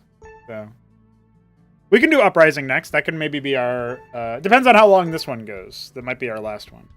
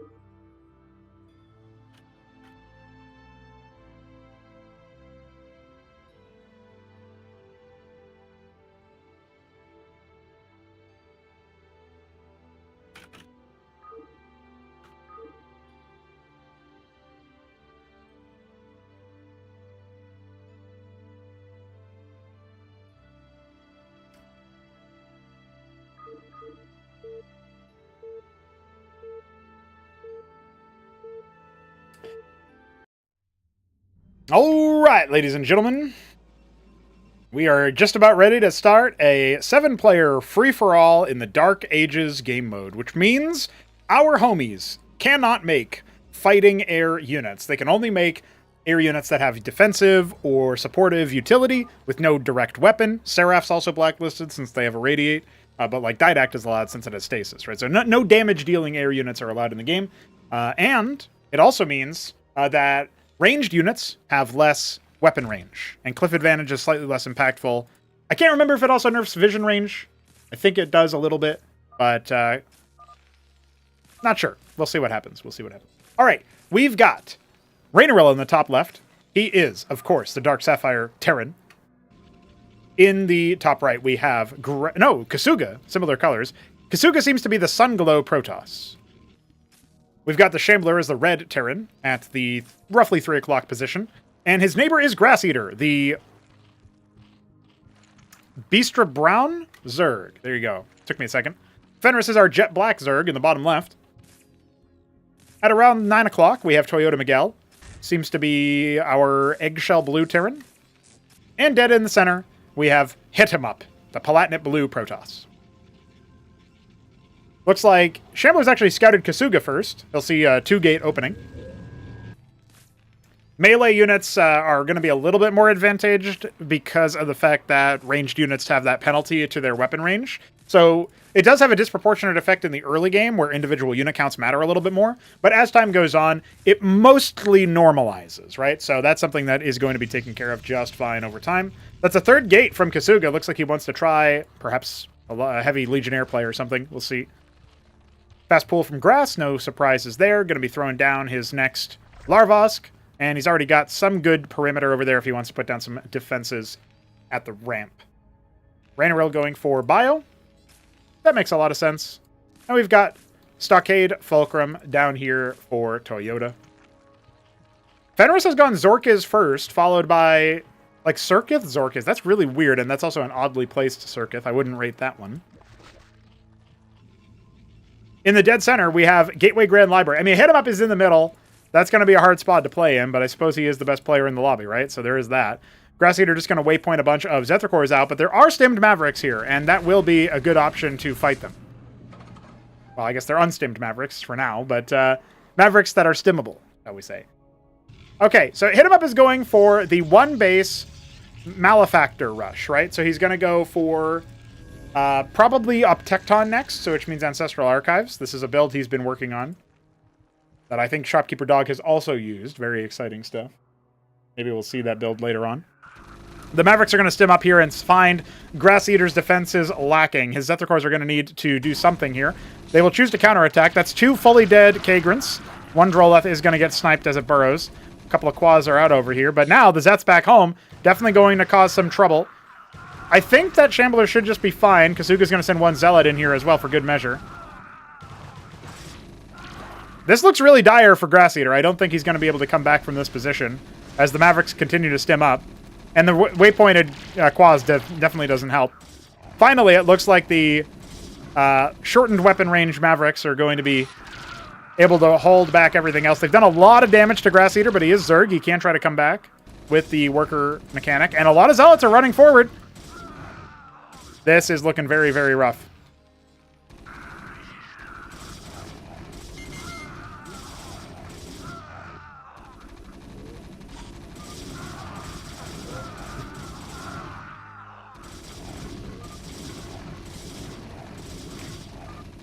Have Fune.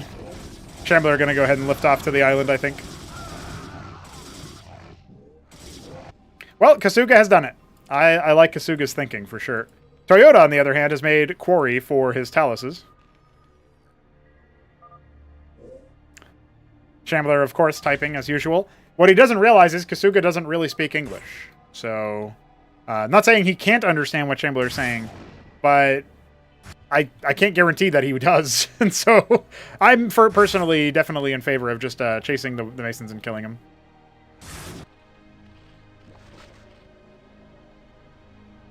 Shambler does have money, so he will be able to slowly rebuild.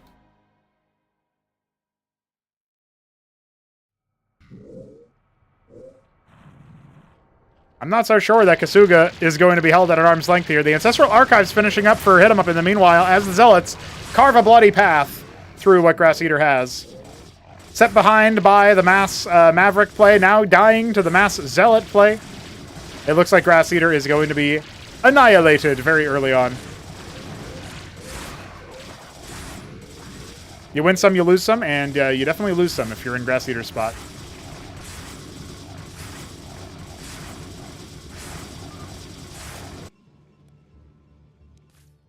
The Mind Tyrant already out and awaiting the Up Tecton. That is really all Hit 'em Up has to his name. He's got a Cantavus and Ecclesiast and a couple of Wardens to try to defend himself should anything come for him. Toyota's Phalanxes doing their best. A Star Pad is constructed. Stimmed Mavericks just kind of running through, but Rain and Will bop him.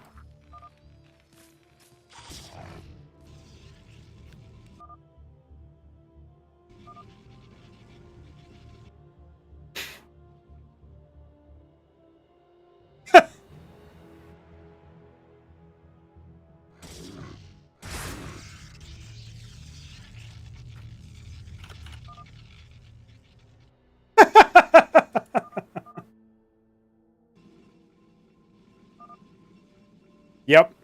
He's figuring it out.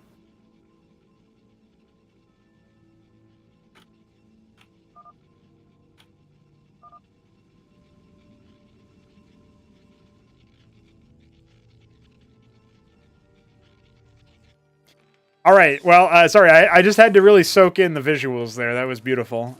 So we do have Tier 2 finishing up here for Rainaril.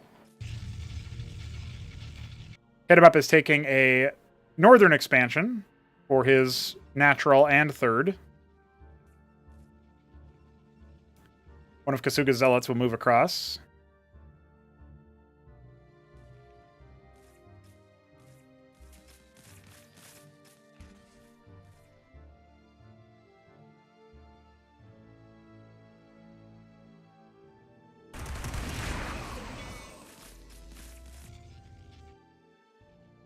Hit 'em Up is just looking to steal somebody's units. Will Rainaril allow it?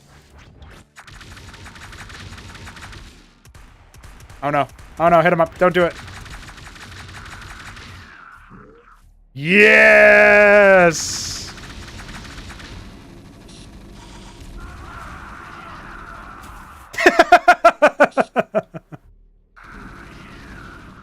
I can't believe that's how that worked out, but it's really funny. That was the tech. That was the whole bit that Hit 'em Up was trying to do, and it just gets killed by Mavericks. I love that. See ya.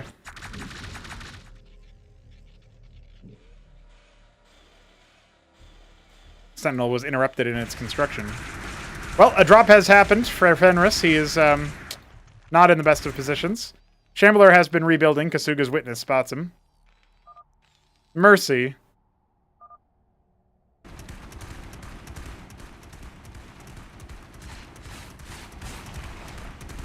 Oh. The Spraith that was shooting the Witness just gets bopped immediately. We can't even kill that.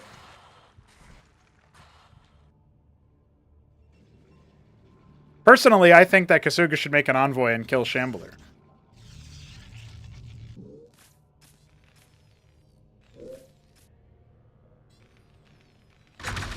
Oh. Well, there goes that. I guess with enough Up Tectons, this army will definitely defeat what Rainaril has. But Madcaps are being deployed, you know, pretty good.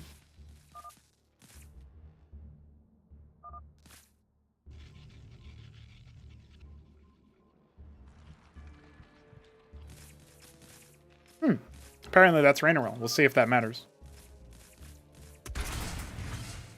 Ooh.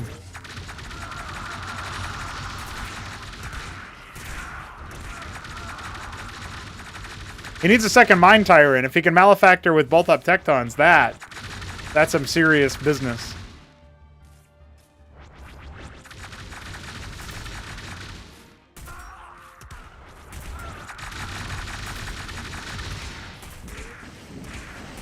Poor Ahmed. He tried so hard. And got so far.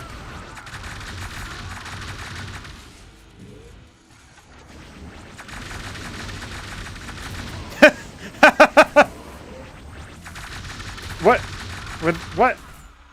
I don't know what's happening over there, dude.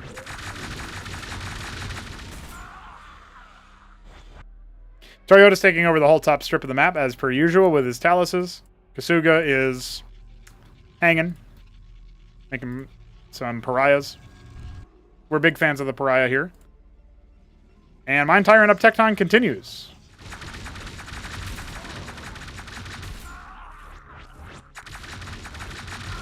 Oh no, the one that could mind control all of that was targeting the structure.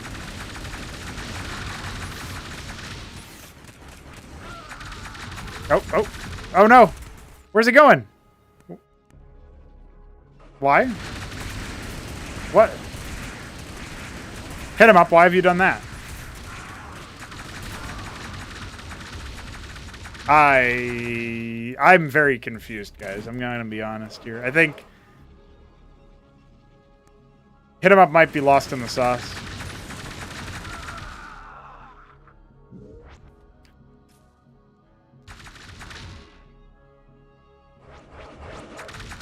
There we go.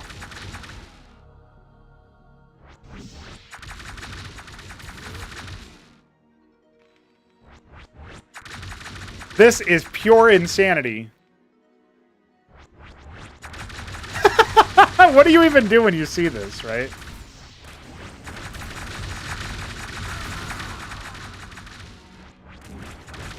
I guess you could go Phalanx versus this, but that's not in the tech path that Rainaril has deployed. Give me units. No, your Mind Tyrants are too far forward. He could just right-click his Mind Tyrants onto his Uptectons and they would follow, but...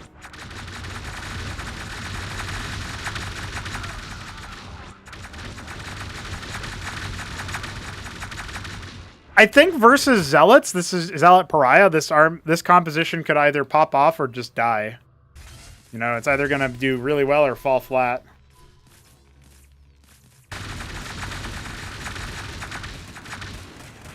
So we haven't really been paying attention to anything else that's been happening in this game, but I promise you that things are happening, as Tier 2 has been achieved by Fenris. We got Toyota down here. He hasn't actually expanded. He spent a lot more time saturating his island bases than actually saturating his land-borne base. Now Fenris is going to have to deal with that aggression from his opponent. He's adding more and more production. But he is going to lose his gas harvesting operation over here. Grass Eater has finally decided to ditch the lobby.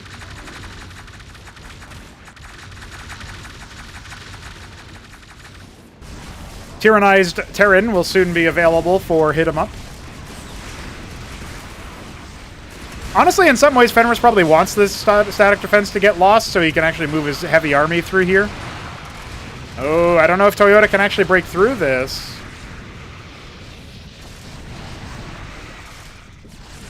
Fenris decides to pull back for now. Still, there are admittedly a lot of phalanxes, but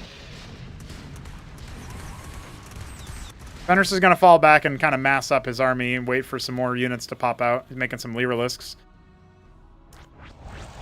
Archon Uptecton with Malefactor, of course. They are moving through to avenge this base that Kasuga just destroyed with his melee-heavy composition.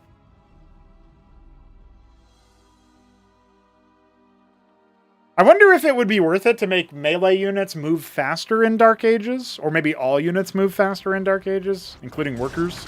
That would be kind of weird. That might be something to think about. So some of this front line is, of course, going to be reclaimed, but it's a question. Can the Pariahs splash down some of these Archons and etc.? Obviously, when they die, they're going to restore a lot of shields to these units.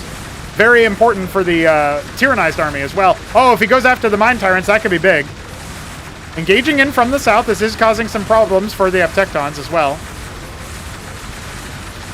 They are slowly being brought down, cut down to size. It doesn't look like he had enough oomph to get through all the armor. More Uptectons arrive. No manifolds here. Really no other units of any sort. The Archon front line is slowly being routed. This was a really messy fight for both sides, it looks like, but I think Hit 'em Up will narrowly come out ahead. Are there any reinforcements from Kasuga's side? It doesn't look like the answer is yes right now. Meanwhile, Toyota continues to push through. LOL is typed. We love when an LOL gets typed. Fenris is definitely been beaten back here. He's just making Kagralisks, seeing if he can pick off any extremities. It feels like the tank count from Toyota is a little bit too high.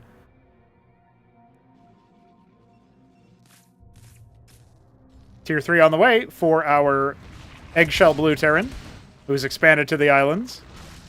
I'm actually kind of surprised. Wait, did he make it in? Yeah, okay, he did make it on his island. Where's his tier 2? It's down here in the land. Okay, mainland. It looks like after that initial ball of units that Kasuga had, he really didn't have the replacements ready. So he's going to end up getting overwhelmed, I think. A couple of Mind Tyrants are still here, but for the most part, all of the Mind Tyrant, you know, mind control stuff is done. Not really going to steal too many more units. So there's a possibility that Hit 'em Up's army gets whittled down, but he's already essentially broken Rainerill's position. Doesn't help that Rainerill also doesn't seem to be in sync with the rest of us anyway, so... Shambler, though, massing up a bunch of drops.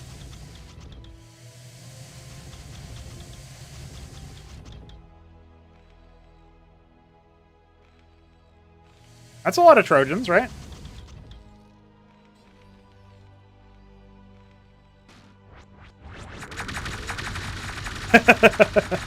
He's going to go the Didact route. So you go Didact so you can stasis stuff. I think that might be the only unit you can even make out of the Argosy, which is really funny. Stasis is a couple of those up Tectons, jumps on the rest. Stasising the one that is the Malefactor is actually really big here. Although I think maybe the Mind Tyrant died anyway.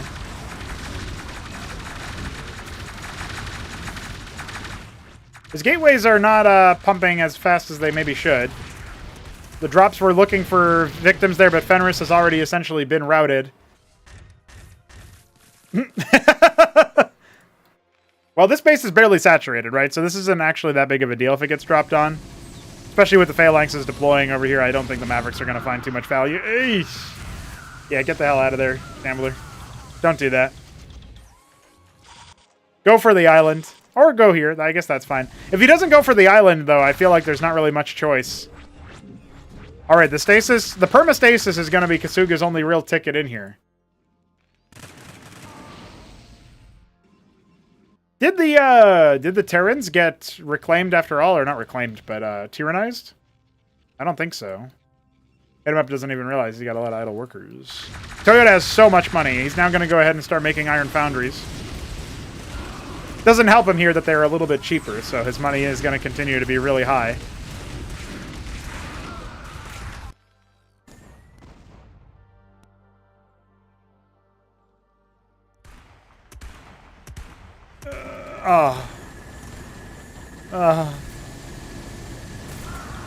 I can't believe it.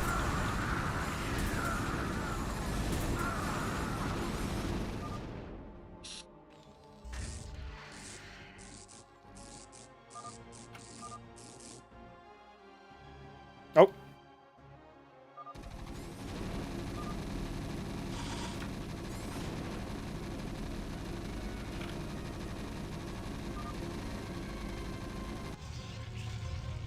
Well, Kasuga's gonna have a new lease on life after that one.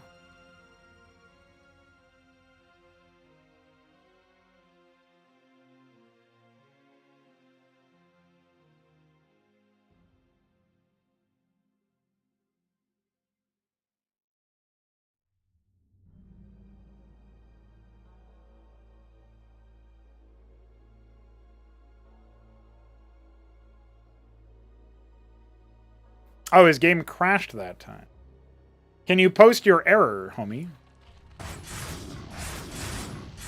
Ah, the recall has happened. Oh, Toyota.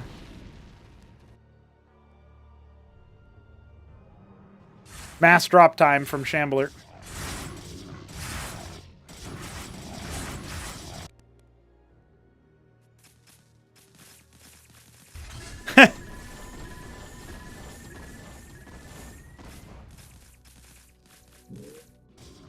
No! Oh no, this is horrible. He's going to start recalling his army, but he needs those army units. Oh no.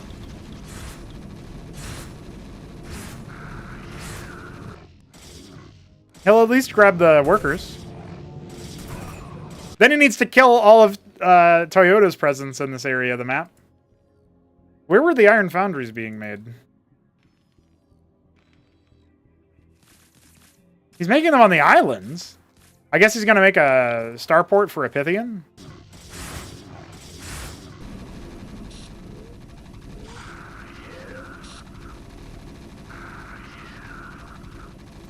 What's going on, Adam and Neutron? Hope you guys are doing well.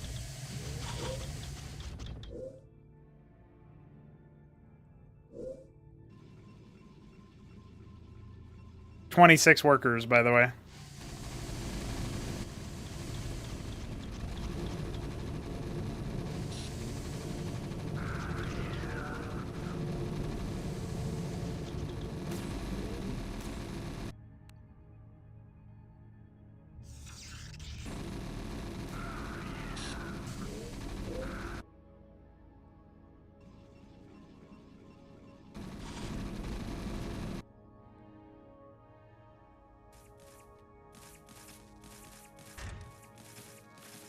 What?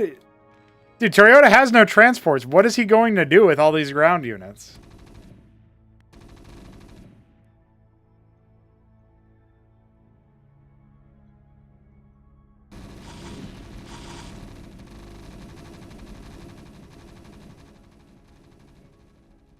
The Trojans will return home to gather their flock. Fenris is also still alive somehow. He probably doesn't know how. Okay, there is a Pythian being made. Starports are being added.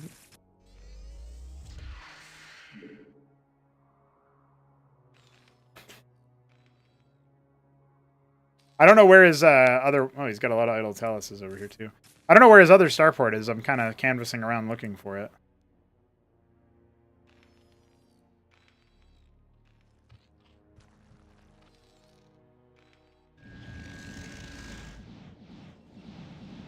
Okay.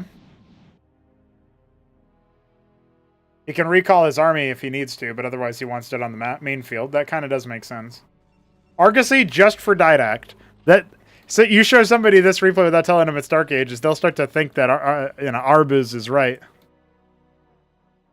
Arbuz.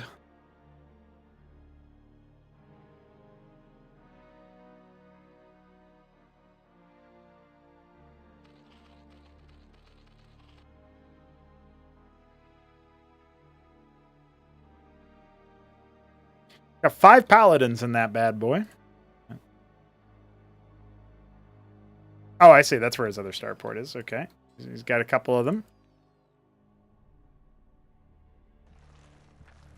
Oh! Fenris has Gosvoliths!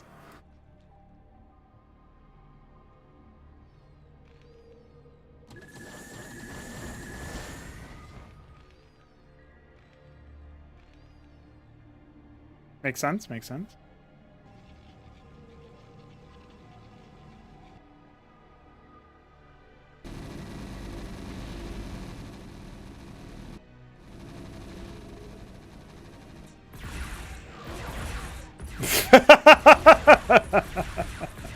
Yeah, I guess that'll clear that. That's like automatic gardening. Oh, big stasis there from Kasuga.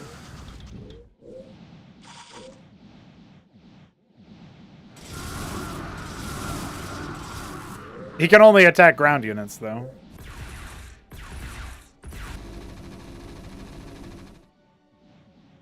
What a deranged-looking game, honestly. A diadem has arrived. 2 of them, in fact. An array of sentinels. Ah, he's making up tectons only to discover that there's a diadem. He'll be very disappointed. Tier 2 now coming for Shambler. What's going on, Levy?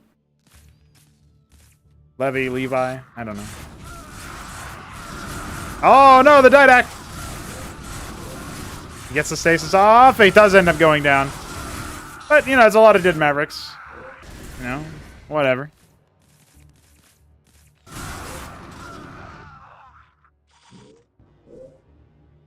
We're witnessing some very silly things right now. That's for sure. Shambler comes in and tries to steal one of the bases that Hit 'em Up was mining from. Here come the Pythians. No!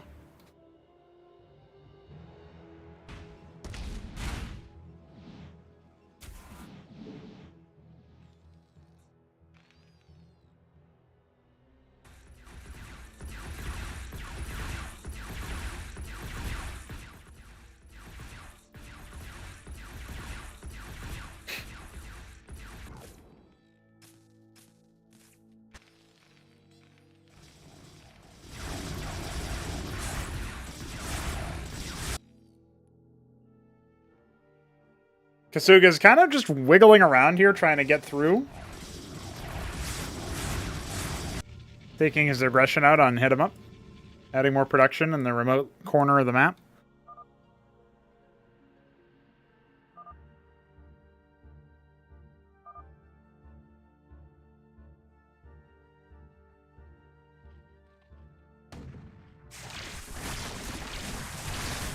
Well, we'll see if he's actually fine. Yeah, he needs to respond to this threat here.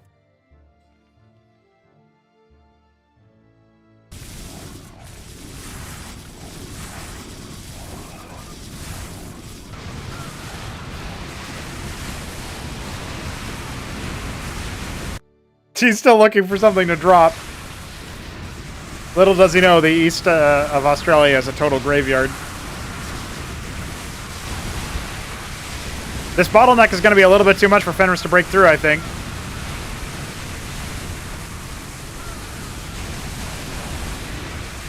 Kasuga continuing to, manner his way through. Wading through the corpse of Hit 'em Up.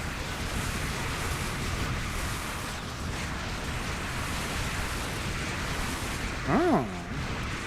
A lot of phalanxes end up dying, but, there's always more where that came from. No, Shamblers, Masons are dying.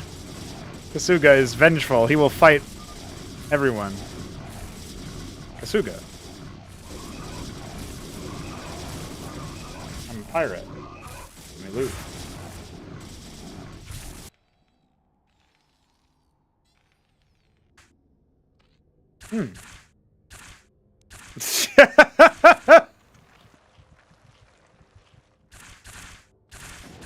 I'm sure Fenris would pay attention to this eventually. Yeah, he's like, oh, wait, what the hell?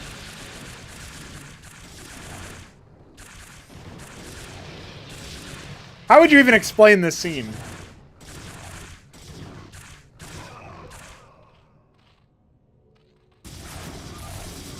Worker wars. Somebody brought zealots to a worker war. No! The never-ending fight.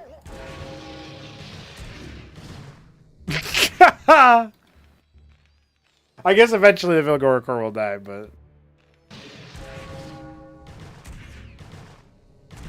That's really fun.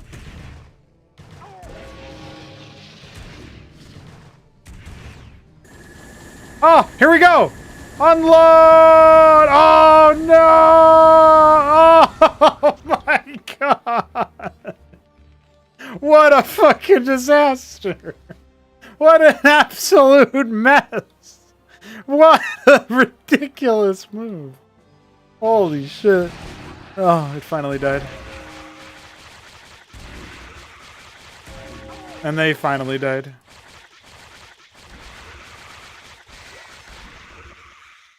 Everybody finally died. Beautiful.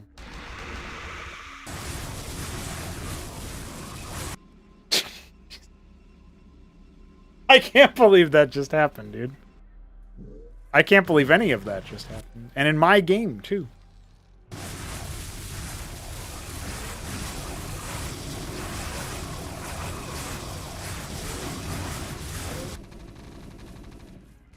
When you order like 10,000 resources, 10,000 minerals worth of product, and they accidentally drop it. Bay of Pigs invasion be like.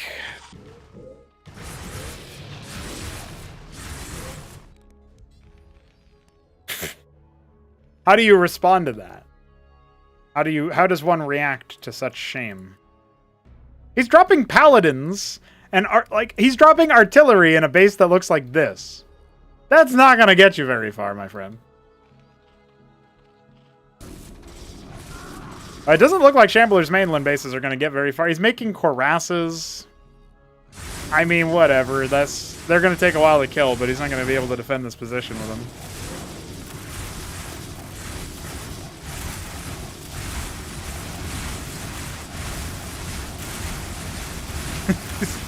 He's trying really hard.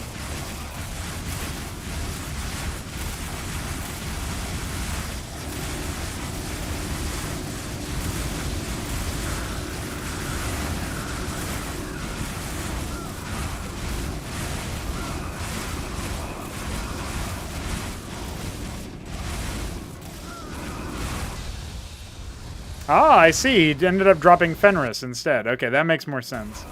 Unfortunately, that does mean Shambler's antics will continue, and he can go ahead and rebuild the base that he had here. He's not very flush with cash, though. Systems functional. Oh, there goes that drop. System's not very functional, guys.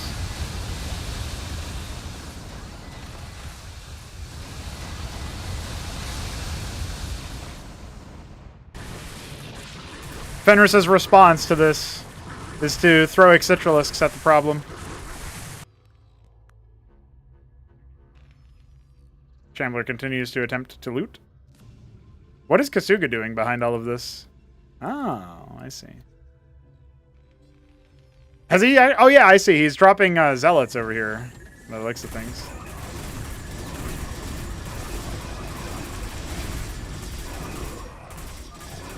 Rage. Oh, I see. He's using more Tothrakors and Ixitrillisks. I still think the Phalanxes are going to deal with him here.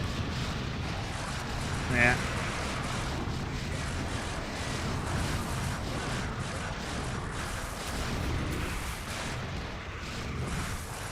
Oh my god. Oh my god!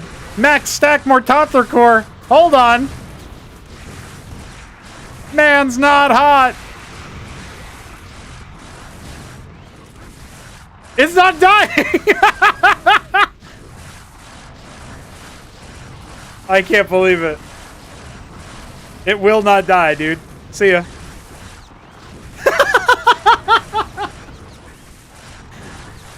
It can't be killed. It simply cannot be killed. Good luck. Goodbye. This one Mortothrakor will kill all of Toyota. Toyota doesn't know it yet, but he's dead.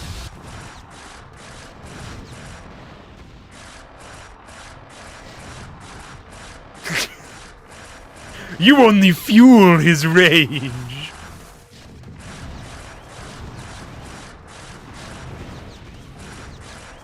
I can't believe it. Oh. Oh.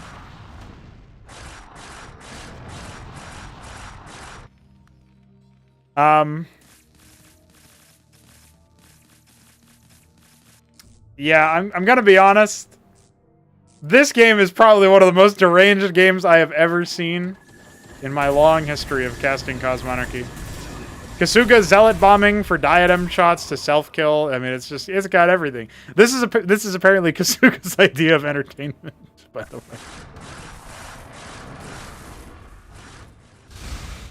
What is Fenris doing, meanwhile? Oh, he's just kind of seeing what's up.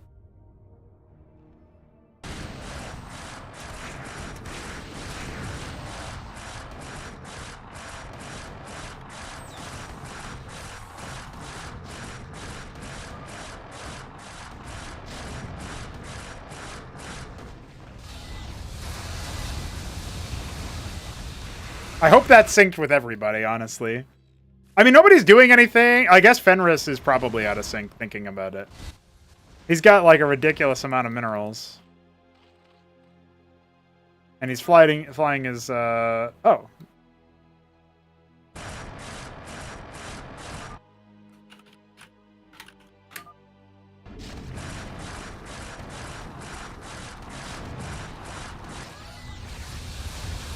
No. If Fenris is listening to the stream while playing, he deserves to be desynced, because that's literally cheating, so...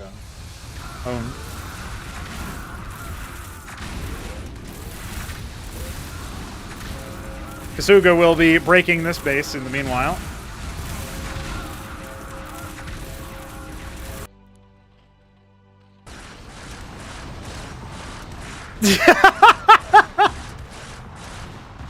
The saga of the beast continues. I can't believe it.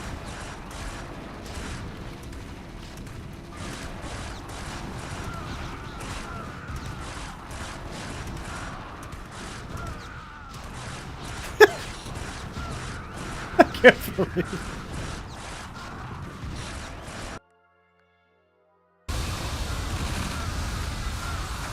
It's a showdown up here.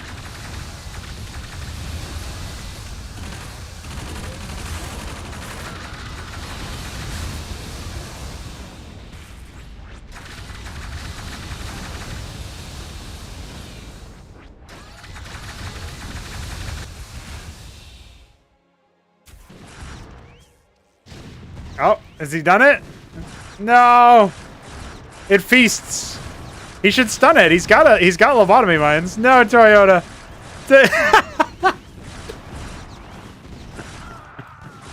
Dude, this thing is pretty scary. I think it's finally going to be dead, though. Oh, he's going to go after that. Well, it's up to Toyota. If Toyota... no, never mind. He's going to keep going. It'll be alive for a while longer. All right, Shambler. Can you do it? The answer is probably yes. Oh my god, it's still going.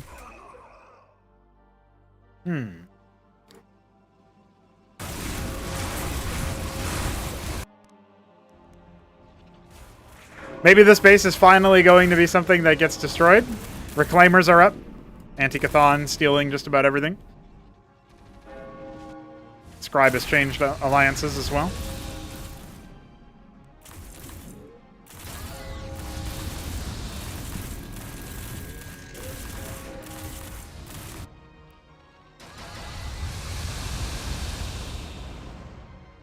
I like that these paladins from the Doom drop never got dealt with.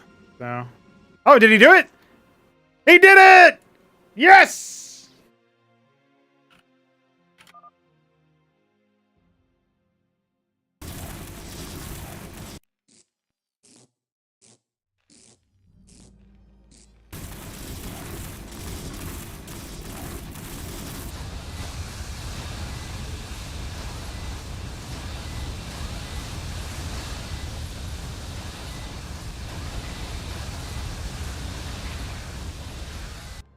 That was pretty impressive.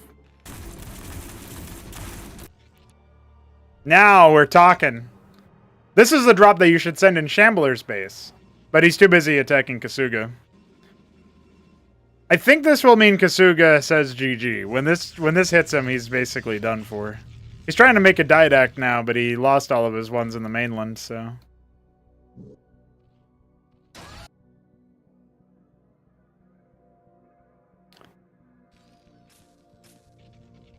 Hi.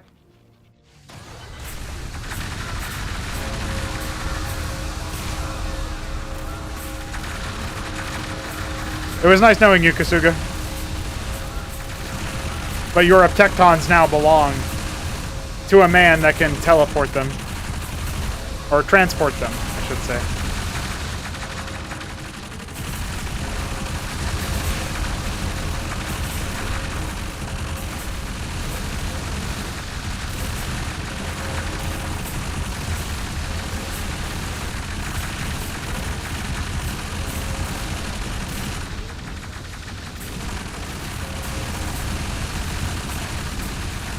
Get.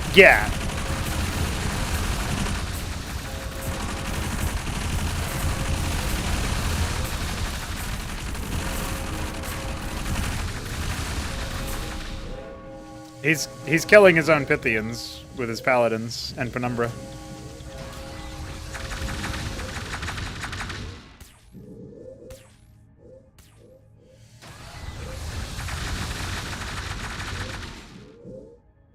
Okay, he's got some scribes. Got some fresh Pythians.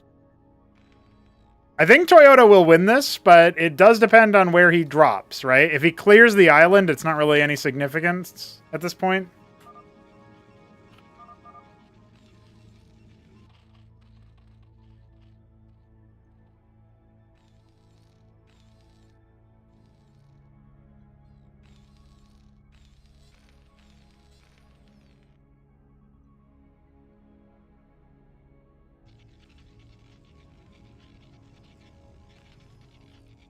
It's beautiful.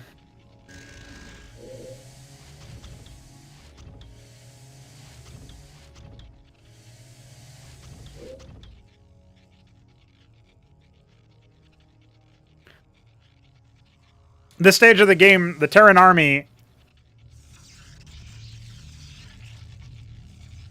It dropped here with, you know, it didn't. I don't think he lost any of his Pythians. It dropped, and he wound up with. Oh, I love the Azazel shtick actually. That he could heal his Pythians with it and dematrix it into that drop zone as well.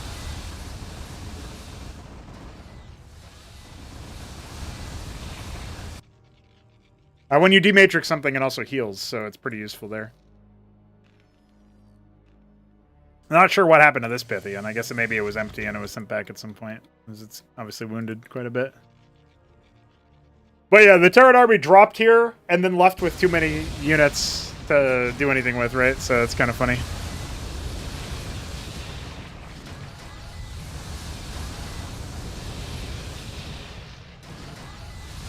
Goodbye, Paladin. Oh, it's still dead.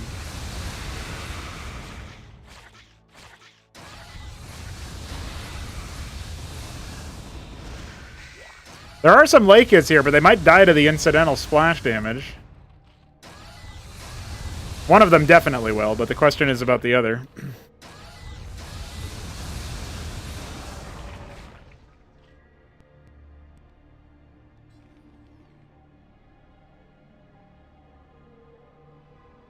In a Reclaimer versus Reclaimer fight, a lot it does ride on the position of those Reclaimers, and Aeons here will be better in the long fight, I think. This little obstacle will soon be dealt with.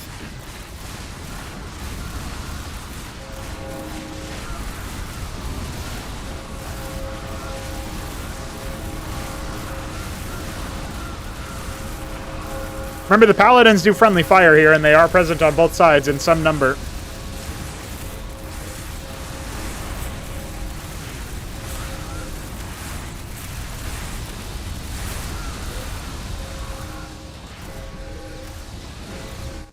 Big Pythian Doom drop.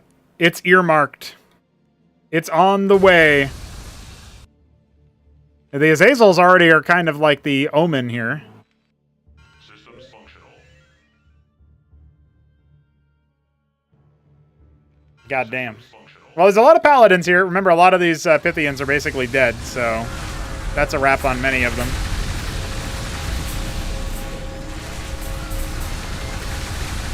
Immediately airlifts the important tech. Pythians are being reclaimed slowly, as well as the wreckage. Green Eggs in chat was potentially quite right about that.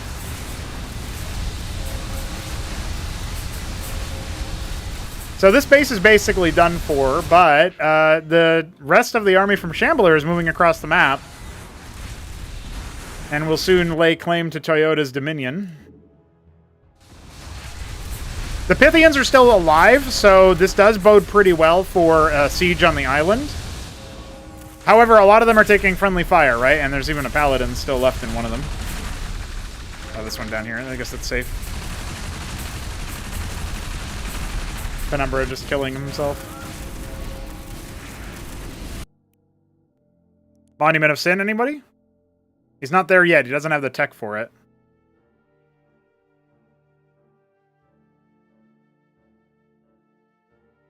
Mm-hmm. Yes, Toyota. Mm-hmm. Okay. I think he was checking the cheapest one, which that might be. Still a Trojan at some point. Shambler's bottom right bases are being taken care of. He's now realizing he's going to need to set up more infrastructure down here. He lifted his production, but he didn't really move any of them away. I guess he's got 3 iron foundries down there in the bottom right, but that's about it. No penumbras can come out of that future station. You can't, but I think that's what Toyota's going for anyway. I think he may have forgotten that he has no non-combat units. Argosy would be pretty good for Didact if you have the extra cash to splash, but...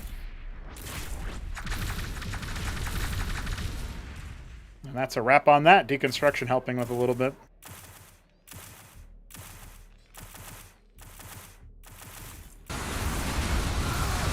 Hey, all these neutral units from Rainarel will live on for Shambler. Probably the last person he wanted to help out. Oh, the splash damage killed a bunch of ant seals.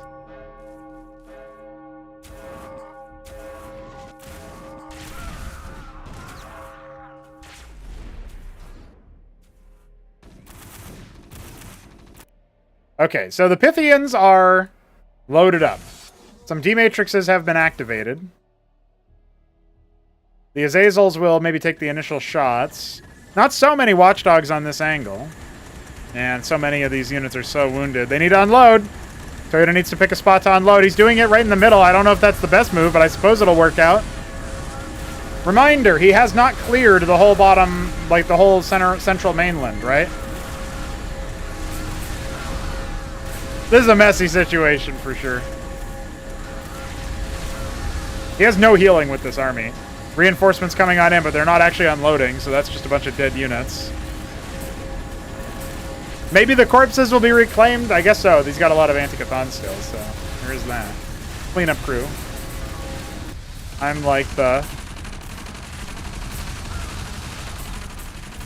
Johnny Sins of cleaning? I don't... Zoomers are built different, dude.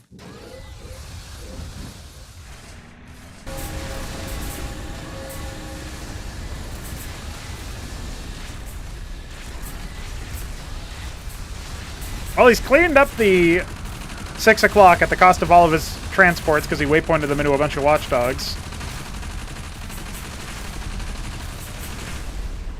So the bottom right is a wrap.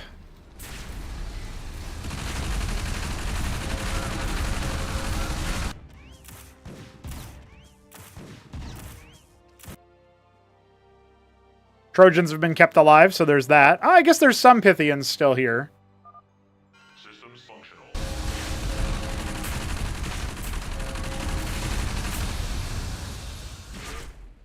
Everywhere on the islands right now.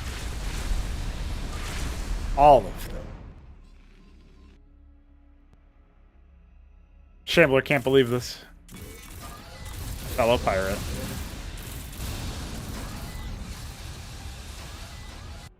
Continuing to try to clean, hit him up, clean him up. This is a goofy game.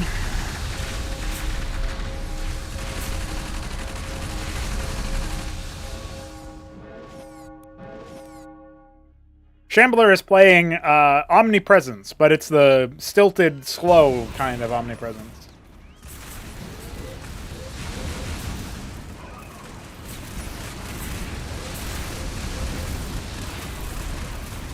Watching Terrans kill their own units with friendly fire is still pretty satisfying.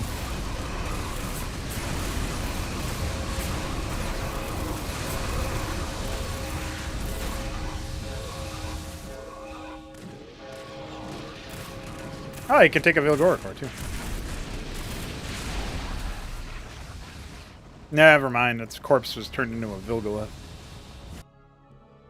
Some Taluses flying around. Shambler's got pretty low money. He's really just reduced to 1 mining base right now. His Trojans are kind of sending themselves out for scouting. They'll have a couple of units scooting around.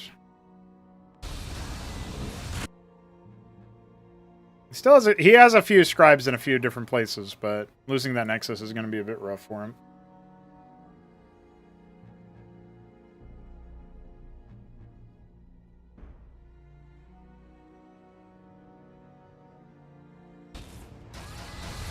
Ah!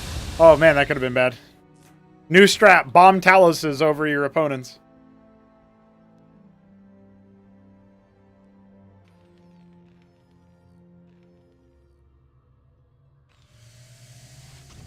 Alright, we're seeing another death drop be loaded up.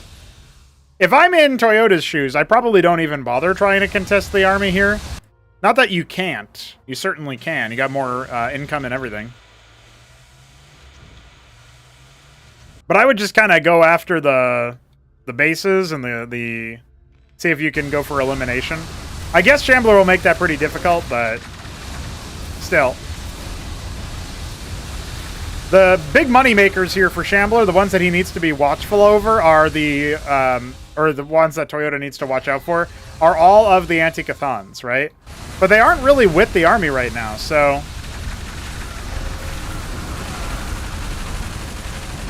this might actually be working out a little bit. Aeons are here, though. They can reclaim stuff, so it's not the end of the world.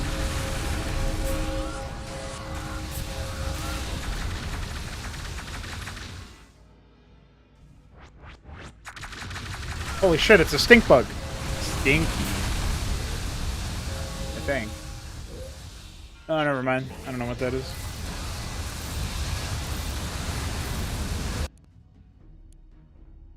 I don't know. I'm not really sure what Toyota and Shambler are going to be doing here against each other, but the Pythians are once again looking for something. The reclaimed Pythians move so slow, dude. Really funny.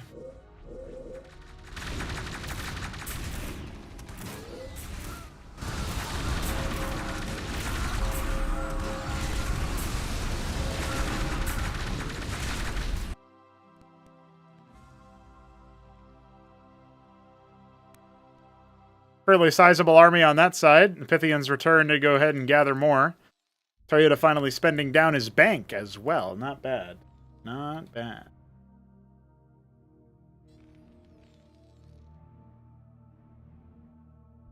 Now gonna come back home and ferry the rest of the army back.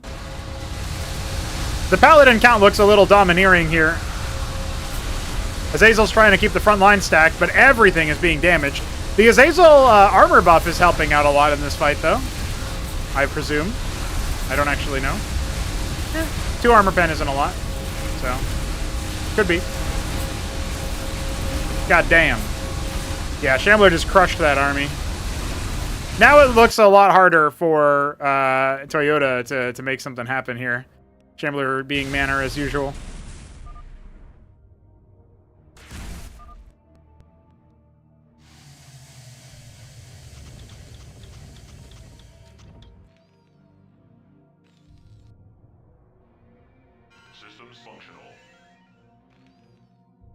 I don't know what killed that.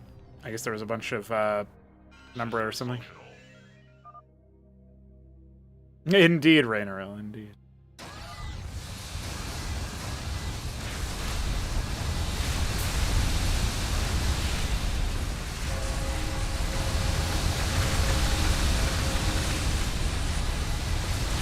While you guys watch this fight, I'm gonna go debug.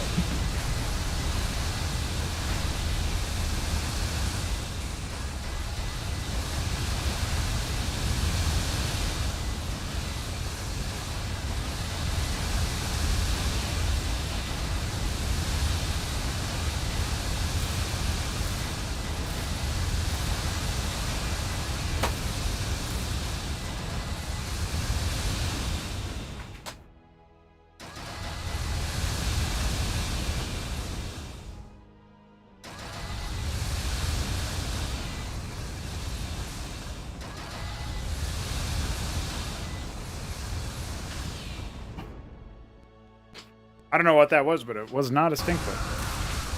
And it's dead now.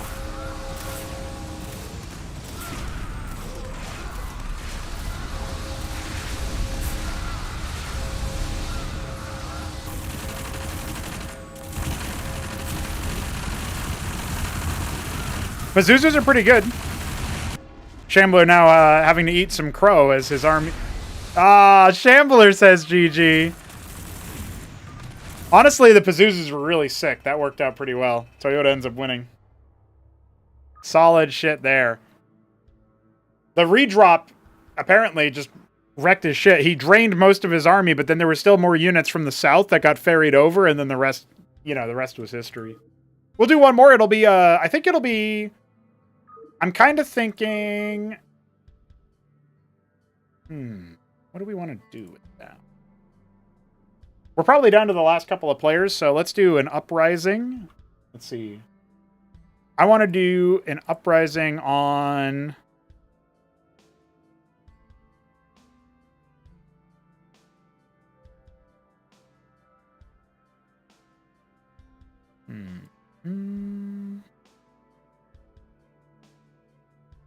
Do we do Excise or Apex Lair?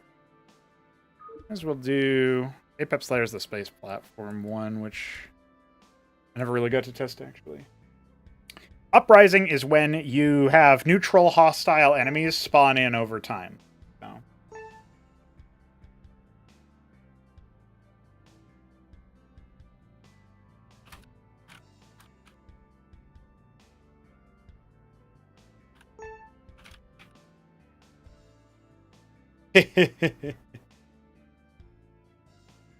I hope so, hit him up, because I have one spot open. And Tudor makes his appearance.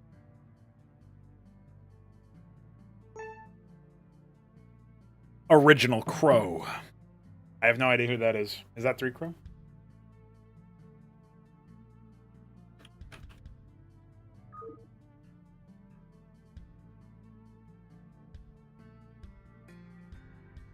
Okay, there it is.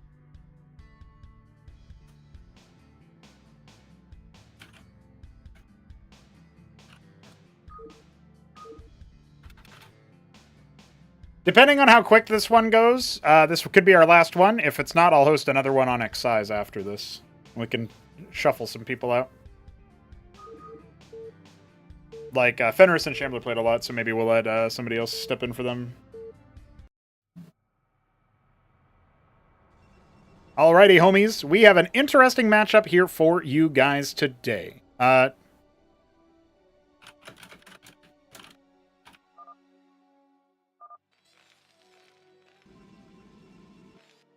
I apparently don't have vision of him. That's really funny. I think this is probably like triggers for the witness copied from a 3-player map. Okay. Ladies and gentlemen, we have an interesting setup here for you today. It's going to be a very, very silly matchup here. A 4-spawn map. A 4-player FFA map called Apex Lair is what we're on. And we have Uprising as the game mode. So this should be interesting. Fenris is our glacial... No, yeah, glacial... oh, okay. It was electric blue Protoss. I was wrong twice. I was pretty sure I was wrong, and then I was no, I'm right. He's in the top left. We got the Shambler as our red Terran in the top right. Down here in the bottom right, we have Tudor, who is our... Ooh, this is a tough color. It's not Zinwaldite Brown. It is not Cordovan. It is... Is it Sienna? I don't think so. Burnt Umber Zerg. And in the bottom left, we have 3 Crow as the Black Terran? Jet Black Terran. So, let's see what ends up happening. We got 2 Gate from Fenris, 2 Stockade from the Shambler. Tudor is rocking the pool into Kagrant. And we got a fast anchor here from 3 Crow. And yes, you can lift off over here if you want that, or I guess you could go here. A little bit spawn dependent. The rush distance does seem much shorter between the vertical spawns, but in order to get there, you do have to go a bit of a windy path, and it's pretty easy to camp the ramp there. So. Definitely an important map to scout on to see where you are. But interesting nonetheless. A bit more of a rush-oriented map.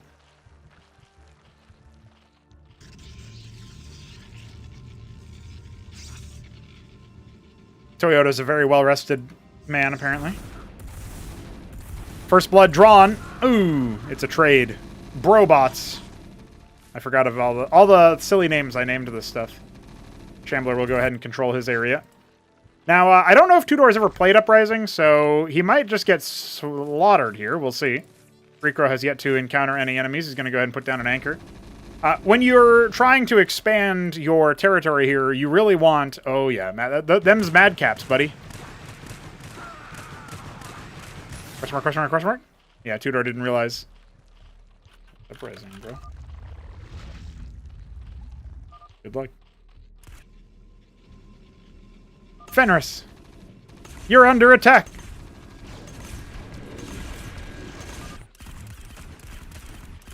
Now he's under attack by Sims.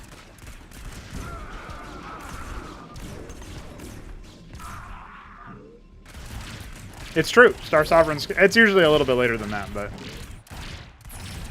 That was definitely true at one time. Oh no, Tudor's getting overwhelmed by Sims. No, the Madcap's here too. Oh my god, Tudor's dead! He's dead! There's no way! He's gone. See ya. Bye, nerd. No, he might actually be able to defend with the circuits, but I'm pretty sure he's just going to be toast. A lot of these Sims are a little bit of a fool's gold because they are so low.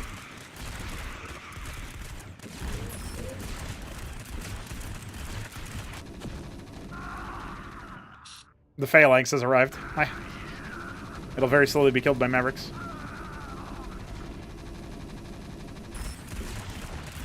Looks like the pool will not die? Question mark? Oh my god. Alright, 3-crow's gonna add some blackjacks.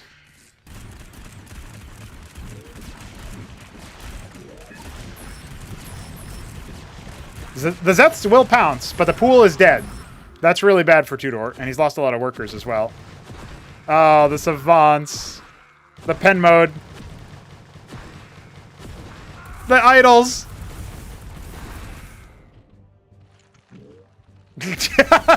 Tudor was like, I should sleep. Nah, I'll play Cause Monarchy. And then he just gets fucking demolished. He can make some Rilla Rokors, I guess. Yeah, good targeting there. I don't know if it was intentional or not, but he was focusing down the units that don't split when you attack them. Larvos goes down. Sad days, sad tales. Ramses were going to come out of that one. All right, I mean, so far, this guy's just going to fall over the next time somebody attacks him. Oh, the first time somebody attacks him, probably. But Shambler's doing okay about dealing with this. Nathracors are hitting 3-crow, though. Now he'll go ahead and respond to that.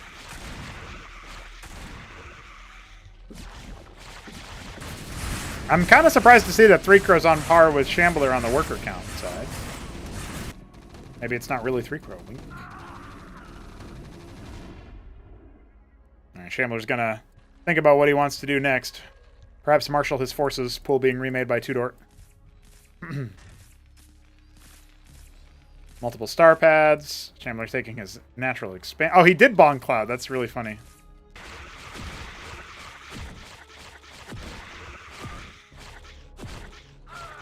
Devastated.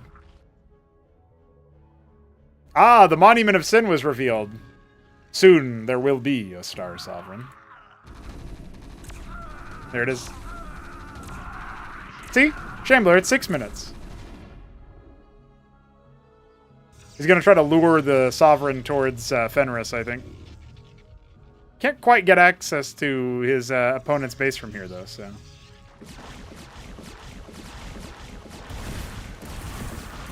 The Uprising has claimed its first soul.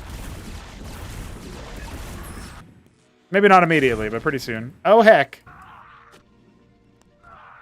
What did he oh, heck?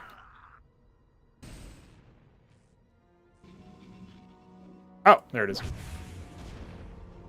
Hi. Oh, it sniped the Manifold. That would have helped the armor pin a lot.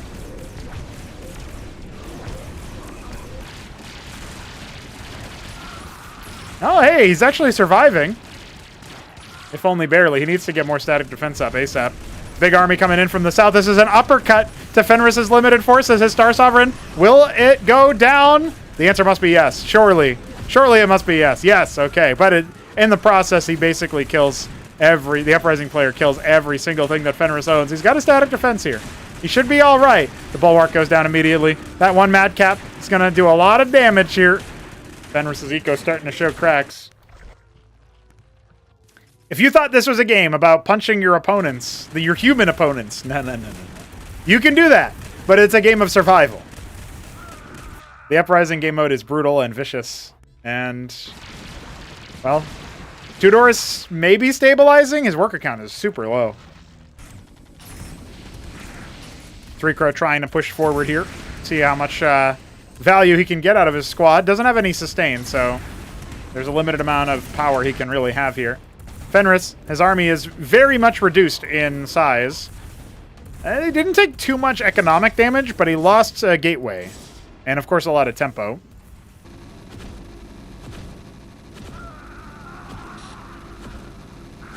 Stim comes out, and... well, I think we all know what's going to happen next.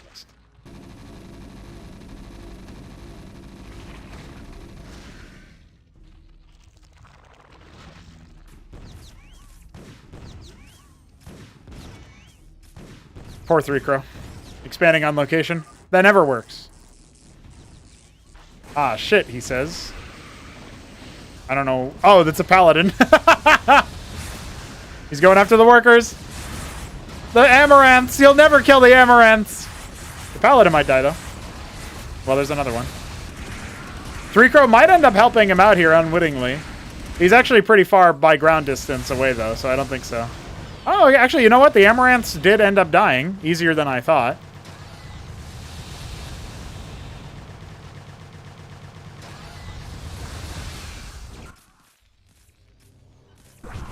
The Star Sovereign strikes again.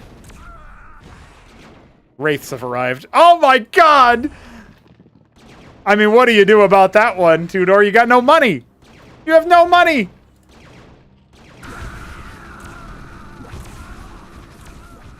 Well, the Maverick count is falling, dwindling. Not looking too hot here.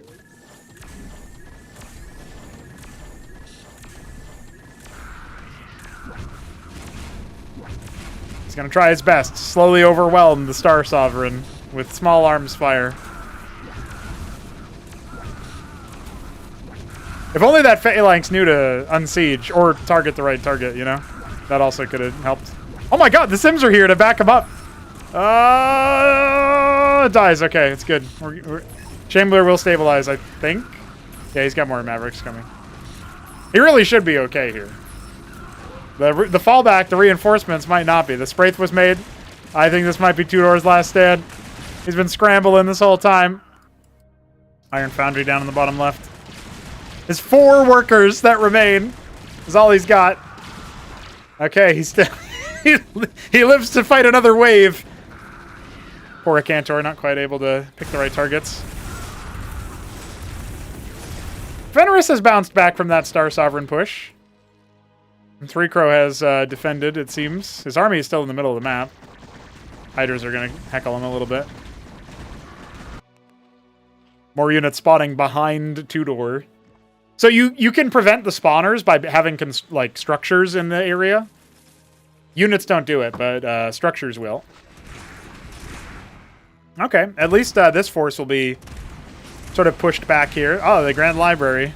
The Paladins also salvoing down some of 3-Crow's army.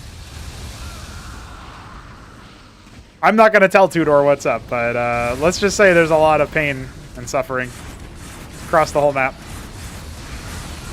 I'm seeing Star Softs.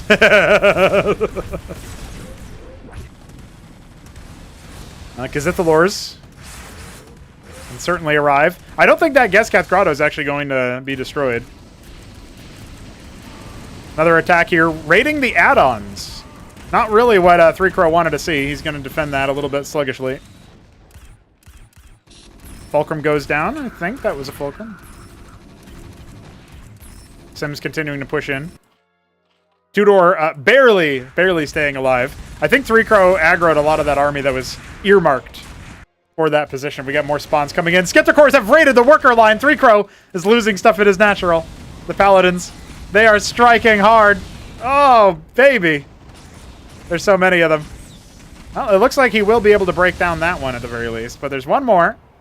That cannon will do some damage. The Skepticors continue to heckle the workers. 3-Crow hasn't noticed it yet. Ooh. So we saw Shambler try to be proactive, but he's still being heckled here in the top right.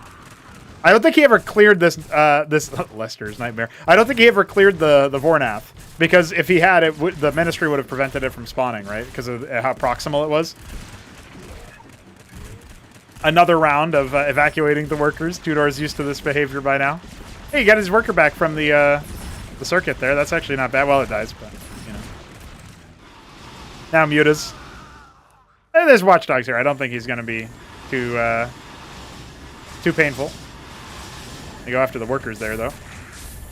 Ramses and Katas. More than enough to deal with that. Units now coming in from the back end. I don't think they're going to breach that position. No, the Mantles.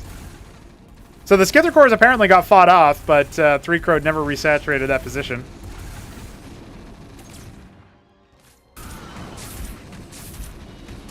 All right, well, Shambler looks like he's got the biggest army so far. Mother of Paladin. Panoptises are out for Fenris to try to riposte this assault. Another Star Sovereign.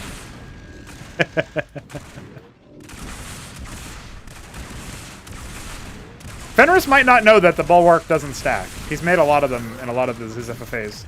Engrim gets bopped. This is a deep push there. I think that's going to reset him. No, no. Tudor is seconds from elimination.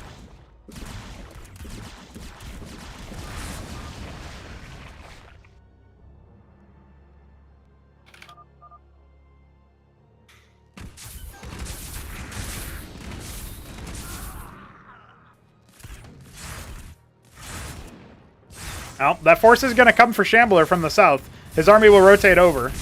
I don't think it's going to be too big of a problem.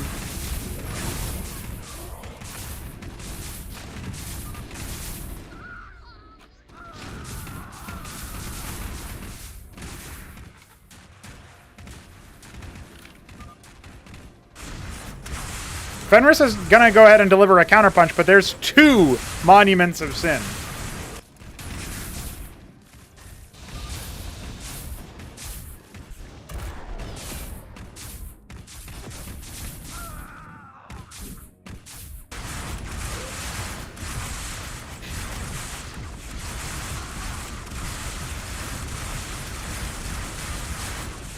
Well, hey, you know, it looks like Fenris is making some real progress. And Shambler has reposted that initial attack, but this territory is all going to be taken over by the Uprising. Three Crow seems to be mostly stable. The Skithicors are back, but that base has just been abandoned. It looks like Three Crow just making cataphracts right now.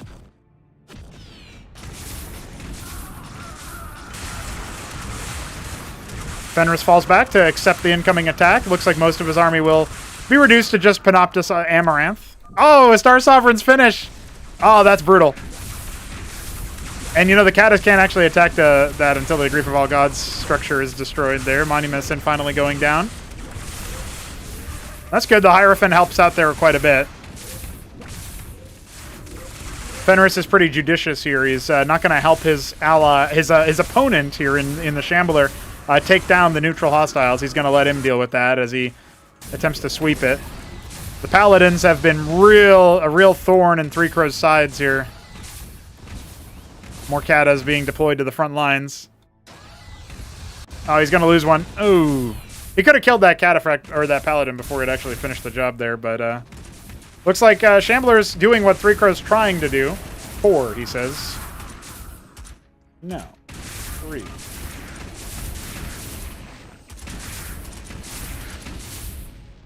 I don't know what Three Crows he were talking about, to be honest.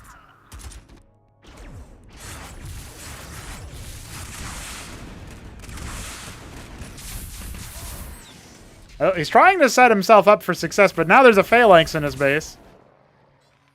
Oh. It's just watching. The extended player can be pretty dumb sometimes. We can't really fix that without rewriting the whole engine, right? So, can't do that. Shambler, his attempt at taking another base will indeed be heckled. Should be able to defend it with relative ease. Gonna repair that anchor while it defends from the Phalanx. Words you rarely say. The Uprising Phalanx can't ever siege, pretty much. My dog has arrived. He would also like to cast. He'll probably do that simply by being in the background.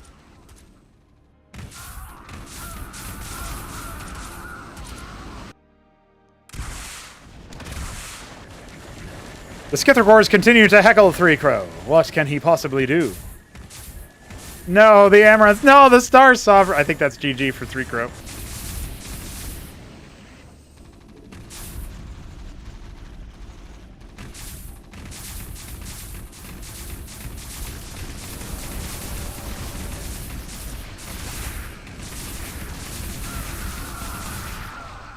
At least a bunch of bio died.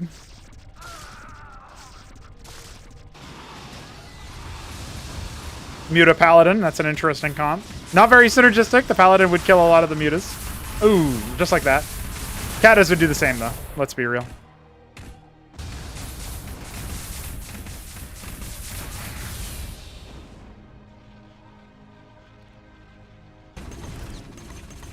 Unfortunately, Three Crows base is slowly being destroyed and devastated. GG, he calls. He is routed and defeated.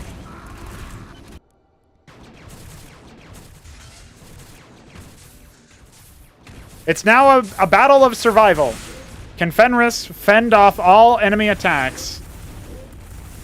Maybe he can cripple Shamblers specifically. Last man standing wins, even if they're almost dead.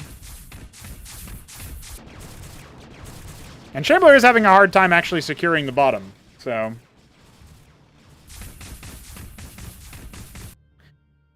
Ironically enough, between them is kind of a demilitarized zone where there's not really that much in the way here. Fenris needs to take that base at some point, but he's going to wipe out the force that was heckling Three Crows base. He does snipe that that Paladin was really low, so that works out really well for him.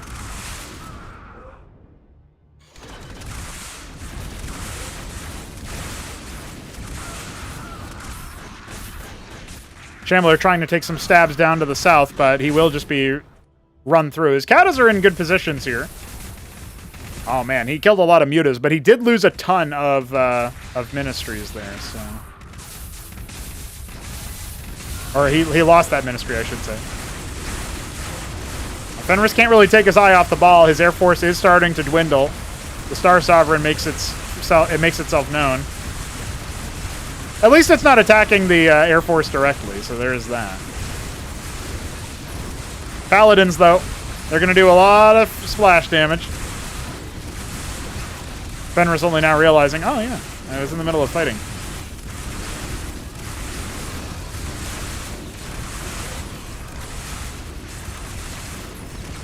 So he will clear this, but he's going to lose a lot in the process. Back at home, he has a pretty respectable army. He can definitely try to get Shambler's attention, since both players are attempting to cleanse the heretics in the south. The problem with that is they're not expanding behind it into the territory to block the spawners, right?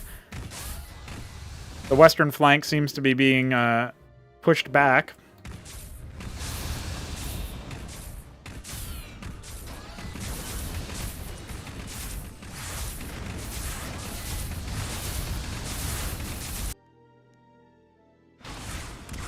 Not so sure who's going to win this one. I'd say Fenris might have the more mobile army for it, so maybe that he can do something better with it, but... Spots off another Star Sovereign spawner.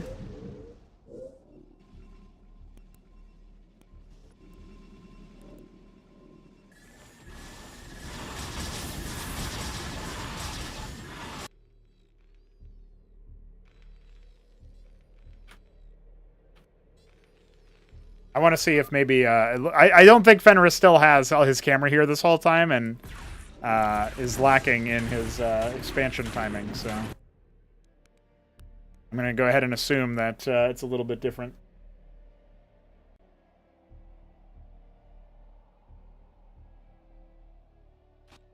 Yeah, I'm a little bit out of sync here, so let's check it out. So Shambler has... he's defending from the south, right? And he's cleared out top right, but he hasn't taken it yet. That's probably the biggest issue here. He's going to continue pushing forward. Only to find more and more upstart Protoss. Good stutter step back in case there was another Acantor, but there is not one.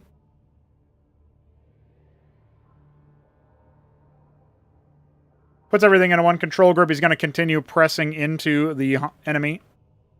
Into the great unknown. The great underdark.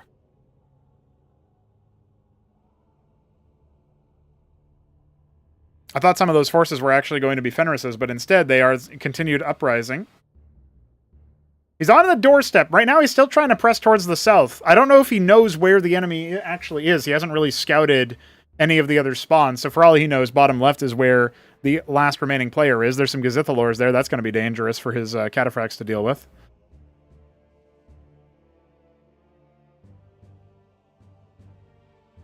Fenris taking multiple bases in the other side of the map.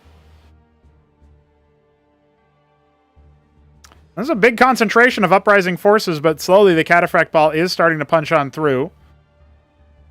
Not without some losses, it seems. Obviously, Shambler's base is also endangered.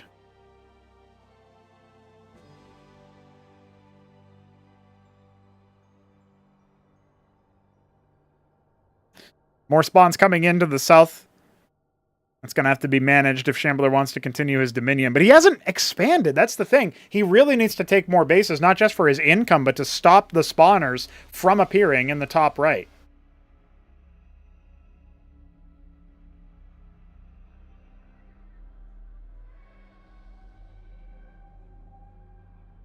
Hey, what's going on, Eric? Just now noticed you in the chat. Hope you're doing well. Shambler does not stream with his sound, so I cannot listen to his game, unfortunately.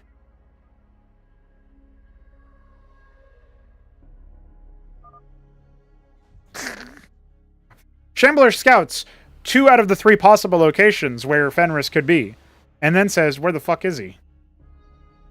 I just wanted to point that out, because I find that very entertaining. Well, he's got some sustain on those cataphracts. He's trying to monocomp it out for the most part, but you can see they're getting heckled from all of the spawns on all the sides. He does end up spotting a little bit of where Fenris is. Army's going to move to respawn, but I don't think Shambler has clocked the exact position of him based on that. He's too busy trying to focus on clearing out some of these paladins. The Uprising player is just going to continuously spawn, right? Like, he's got to watch out for hemorrhaging so many units in the interim. Not really a good dedicated amount of... the struggle here for Shambler is that he doesn't really have a great dedicated amount of like splash damage to deal with the air stack that Fenris has no doubt been assembling behind this. He's got cataphracts, which can be good, but they are not the same thing as true splash, like madrigals, even line trace, like Ramses Cyprian. So being able to deal with that might end up being really, really important. Now, Fenris engages. He's got quite a few units in his back pocket here. The Panoptices will end up going down to a lot of the cataphracts, but he does end up doing really well. Oh, the Paladin from downtown! The Uprising Paladin just absolutely slapped him. Holy fuck. Something that wasn't AI. You don't know that. For all you know, it could be AI. I'm going to get kicked out of the game here pretty soon, but hopefully our players continue playing. In fact, I will go ahead and, I think Shambler's in here. Hey, Shambler, keep playing after I get kicked out. And tell the other guy to do that, too. There you go. We'll see if he does that. Unars have been assembled, but hey, where's Fenris's reaction? Okay, now the rest of his army shows up. It's going to be a real big moment. Can the cataphracts actually do meaningful damage? Because remember, it doesn't matter if Shambler kills him here. If he weakens him enough that Fenris is rendered obsolete, that can be a really big moment. Exemplars coming up, but they're on rally. That needs to be corrected. Fenris does so a little bit late, it feels like. It's good splash damage. No, his Unars are face-tanking the attack. Another rally gone wrong, it feels like. You can tell that Fenris was trying to siege up the northern strip of the map. He's cleared a lot of the stuff. Even on the minimap, I'm seeing structures that were scouted, revealed to be destroyed. That's where Fenris's attention clearly was, and then he does end up getting kind of bamboozled by the strange army that Shambler has assembled, and the fact that it came in from the south.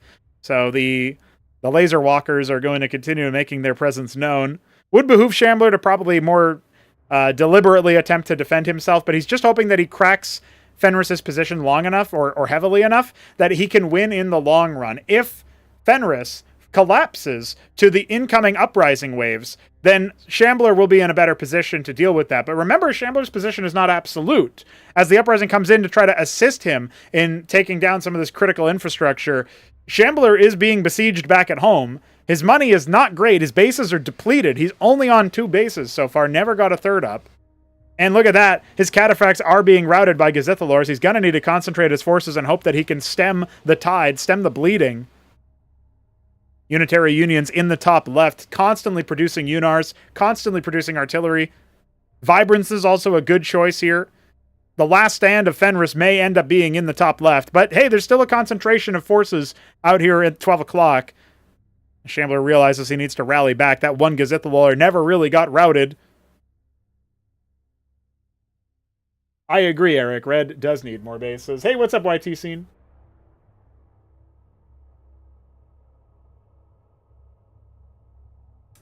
Yeah, Green Eggs, I think that play where he sabotages the defenses, that's basically what Shambler tried to do. That's why his Cataphracts ignored the army, see if they could shut down some pylons or crucibles. Maybe they can kill some workers, making it so that the position becomes untenable. As we can see, Shambler, he doesn't really have a lot of minerals, so he can't make a lot of units. The Paladin's posing a big threat. Some of his production getting hemorrhaged, not really the biggest of deals since he can't support it anyway right now. Maybe he can strengthen his spot and prevent himself from being overrun. The Shamans are going to be invaluable in that as they continuously project a healing field. Anseal's not really being leveraged right now, but when they are on top of units, they shield them. Plus, they provide detection should any Lakes or other cloaked units show up. Big force coming in from the west. That's not where Shambler's army is. Is he really down to only 5 Cataphracts? Feels like he should have more. Maybe he's got a few coming up. Yep, down there. He's got 4 that were then sent to deal with the Gazithalors. Another round has come. That's going to be at least 1 Cataphract going down. Maybe another. Should be safe for now, but I think he's been cracked on the other side. Paladins galore. His only hope right now is that he can defend long enough that Fenris gets eliminated before him, and if that doesn't happen, Shambler is going to be destroyed. Second place, looking likely.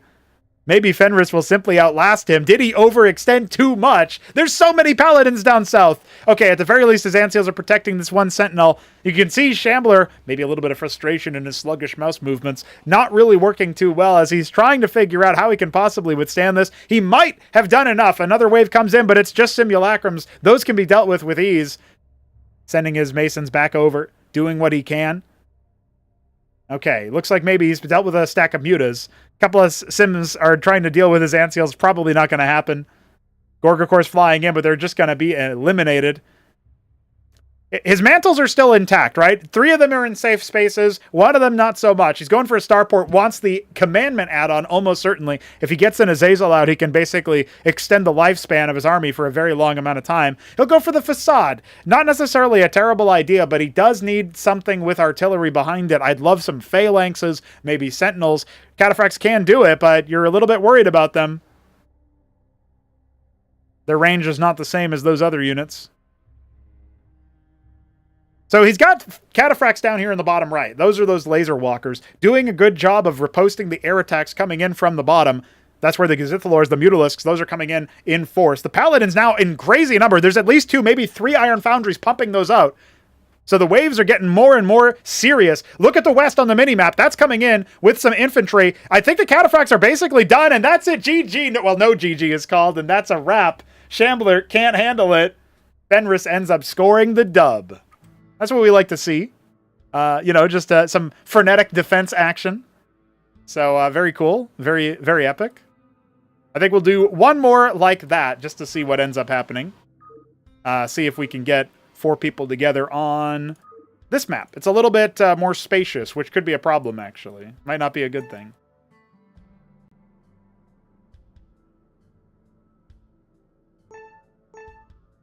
Weekendwar, basically, we play Cosmonarchy every 2 weeks as like a streamed event. I mean, everybody plays Cosmonarchy every day at this point, so we have a pretty active community. But if you're in the server, you'll get get notified that we're running an event. Every 2 weeks, we put up another update to the game, and we jump through here to play some custom game modes, FFAs, team games, some crazy stuff. Yes, Shambler did indeed die. Yeah, after that Cataphract attack, Fenris, I thought you were going to get smoked, but I couldn't see what happened since I was out of the game at that point. But still pretty good stuff. Still pretty good stuff.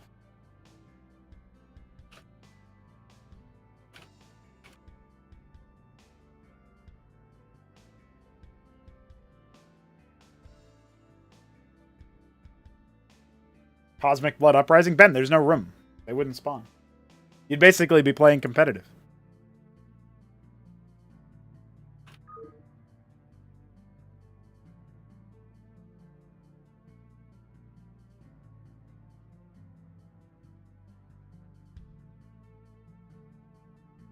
I need sausages are.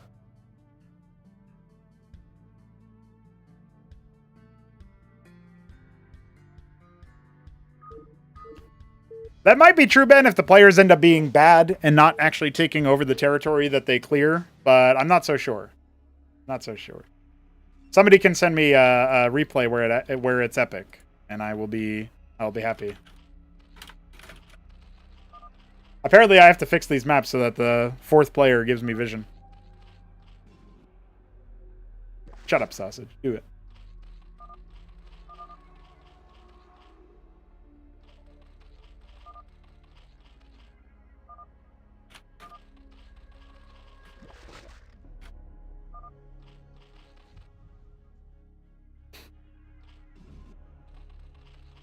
Gotta implement god powers. I just boot people if they don't listen to me. All right. So we have the Shambler as our red Zerg in the top left of Excise, a 4-spawn FFA map. Down here in the top, or up here in the top right, we also have Blizzard Entertainment. He is our blue Protoss. We've got Teal Protoss down here in the bottom right. It's 3 Crow, going for a Lattice first, of course. And a bio opener for Sausage Lord, our purple Terran. It's a very fast pool. Shambler does not want to get caught slipping, caught sleeping. Might still happen, we'll see. First spawn seems like it was next to Sausage Lord. The Uprising AI is quite vengeful. As you see, Uprising is a game mode where you have units spawning in from all walks of life. They are controlled by a player that, a controller that is very dumb, I would say, not very intelligent. They're very jank, actually, but that adds to the charm, you see, because they're everywhere. It changes the game from what you would normally experience, where you're fighting against other human players trying to vie for supremacy. You're defending a bit more in Uprising, and to the extent that you're attacking outward, you're going to try to colonize territory by building structures to stop their structures from spawning in. And also, you're going to try to disrupt the defenses and the production and the economy of your opponents through raiding, more so than full-on attacks. At least that's the game theory behind it. We'll see if anybody actually exhibits those traits. A very fast scribe sent off for that expansion. Shambler spots a stockade. One of our first little appearances of the hostiles. And it looks like Head'em Up is sending a Drakon early on to see if he can maybe spot where a neutral structure was spawned. Indeed, it's... Oh boy. Well, that's an Alkagita. That's a tier 2 Zerg structure. Yeah, Head'em Up says, no, I'm not going to attack that. The Mavericks are arriving. Shambler falls back to defensive lines. Still making a Larvosk, a second Larvosk out of that one, so he's pretty confident in himself that he shouldn't be devastated as he drops a hatch there. Squads are going to continue heckling the stockade, which is slowly going to whittle down. Sausage just making a lot of Mavericks in his base, and it's pure Vassal from 3 Crow.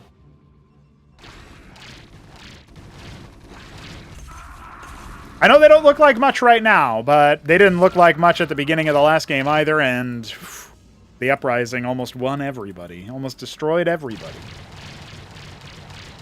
It certainly destroyed 3 out of 4 players, and that's why the last guy who was standing, even if he was barely standing, he did indeed win. All right. Head'em Up is going to go for that Nexus. Once he puts that down, it basically invalidates all of the ground spawn around that expansion. You're not going to see anything spawn over there. The more structures people build, the less likely it is that you're going to end up seeing any sort of Uprising spawning near them. So right now, 3 Crow has the smallest surface area for his base, which means they can spawn much closer. Don't go to islands.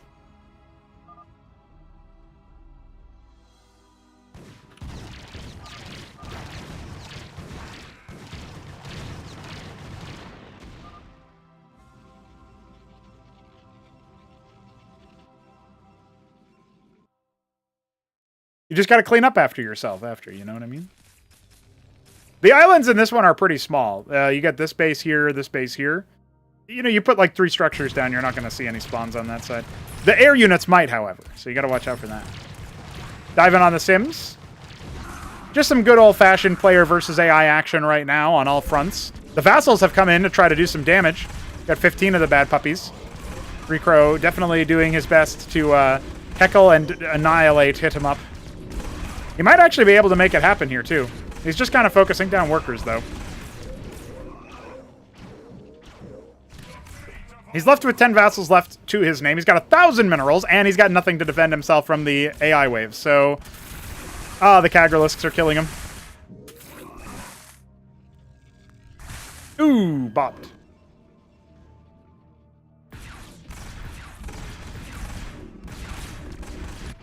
I do love the audacity of just being like, yeah, whatever, I'm just gonna sit here.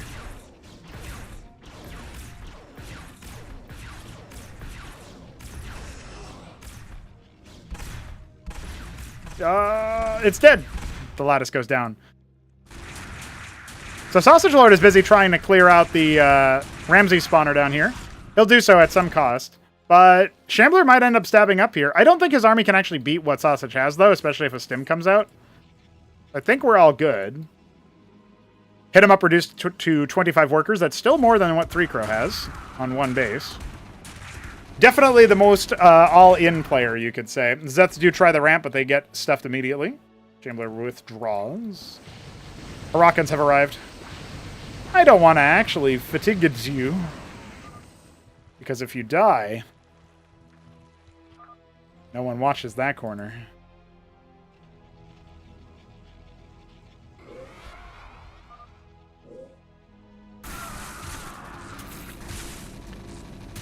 Oh no. Sausage Lord. Sausage Lord, you must look. Look upon your base. Ah, I guess he's fine. Spooky though.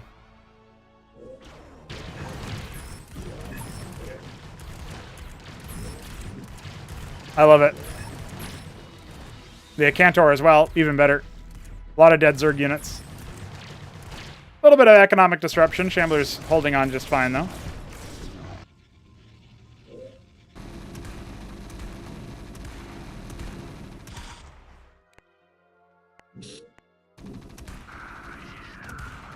Now, this force from Sausage has been whittled down a little bit. Hit him up, finally going to deal with this Avigralisk spawning structure, the Alkagiteth.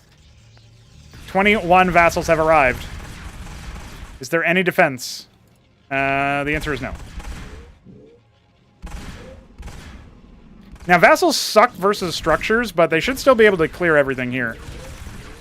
It depends on if 3Crow actually wants to fight him, though. If he doesn't want to fight the Drakodons and the Wardens and etc., then he can be routed. He should definitely have the... Oh man, I'm really surprised that 3Crow doesn't recognize the power of the Vassal. I suppose that being said, he is being heckled over here, including by Gorgorkors, so maybe falling back is the right move.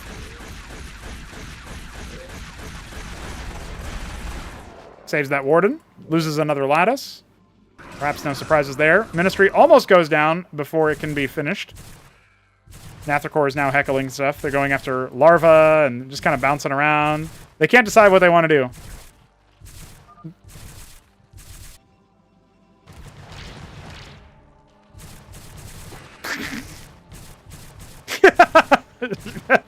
I love that Shambler is sitting here like, what's happening? He figured it out eventually. Well, Sausage is going to go for a natural. He's not taking his in-base. Vassals are going to clear out the Vulture spawn. More defenses coming online. 3Crow will have to contest with an Engram coming up soon.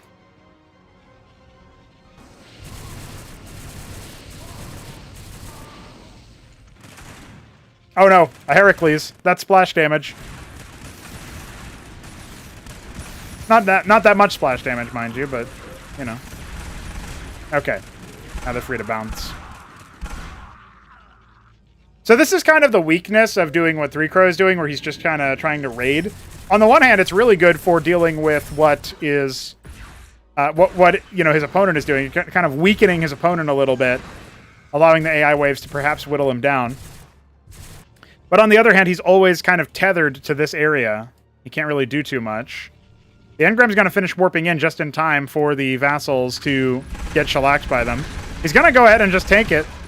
Oh man, that was a big salvo though. He lost almost... Yeah, he lost half of his vassals already. Just to put it into perspective how much he lost there to that one structure. He gets a little bit of worker damage, but now he's out. The air stack from the Shambler. Going to go ahead and try to clean house. Pretty solid defensive force set up over here. Obviously, the Acantor is more than capable of dealing with the little forces that Shambler has over here, so his workers may end up getting heckled.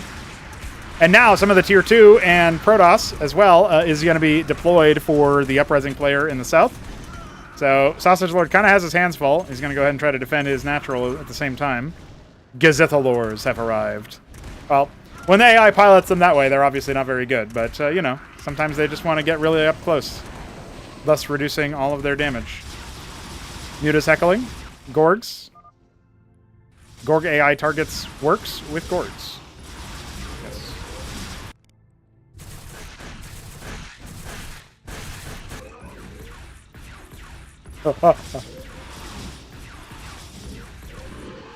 Well, that was a really crippling loss that Hit 'em Up just suffered.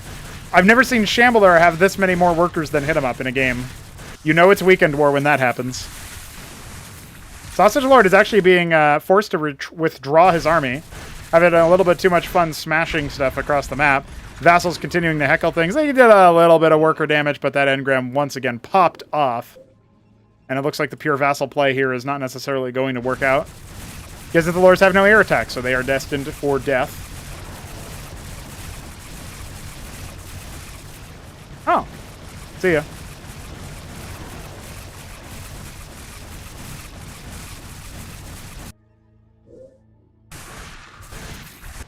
Vassals continuing their sweep. The Zephyrcores are now ransacking Shambler's third base. Or maybe it's his fourth. I don't know what the order was. I think that's his third, though. Workers end up getting evacuated. The Hatcherosk is potentially a target here, but I don't think it's going to go down. I think the Nats will defend it. Vassals continue just kind of scouting around. They reveal quite a bit here, and now Hit 'em Up. He's had enough of 3-crow shit. If the AI won't kill him, Hit 'em Up will. In a desperate bid.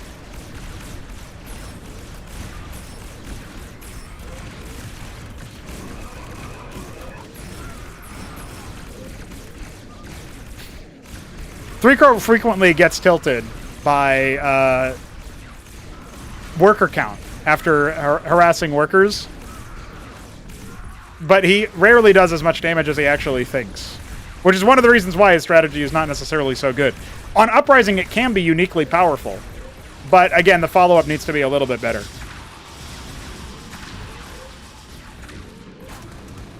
All right, well, Sausage is going to continue to do his best to withstand the onslaught of the AI. I love the run-bys with the Amaranths. They're just ignoring the combat units, going after the workers, being as annoying as possible.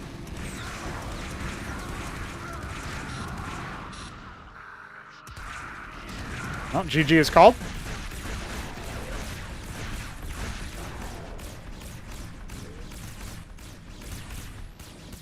He's now attacking his own Nexus, helping him out a little bit, you know? Actually, this is kind of in a move of, you could consider it spiteful in a way. It's like, if I kill my own production structure, you know, then I will be defeated, right? But then also my army, this base will not be harvestable by you, right? So it's kind of like a last-ditch effort. I think Sausage is okay in this position, but he definitely needs more workers. Very low on saturation. Needs more bases as well. The hatch spread here from Shambler is in an attempt to stop the spawning from happening.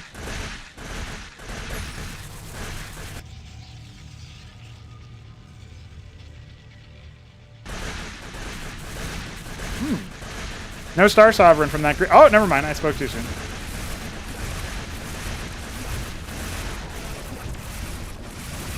Nathricors can shred the Star Sovereign, but I don't think there's so many of them. This will take a while.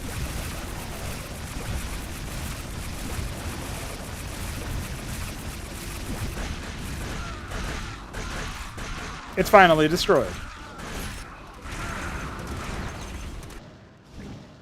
Oh, he called GG, but maybe he can... Well, he can't live.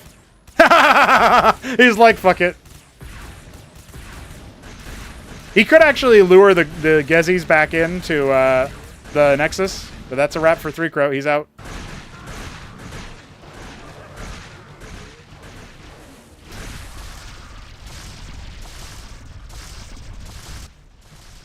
Well, Shambler's definitely swarming the map. He's got quite a few units of all varieties. Hit 'em Up has a pretty strong anti-ground army, but he doesn't really have anything that can deal with the Gorgacores. Not en masse.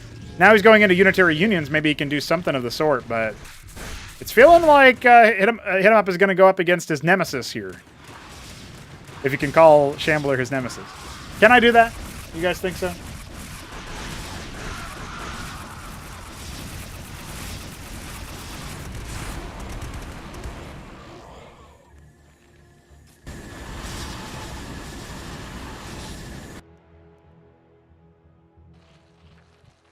Ireliris coming. Tier 2 finally being deployed for Shambler. I saw roller skates in the chat earlier, too. Hope you guys are doing well. Hope everybody's hanging out and homieing. It was Roller Skates' birthday recently, so happy birthday to him. A belated one. Sausage, what have you got for us, my man? You've been hanging out. You've been doing your thing. You still don't have your back base.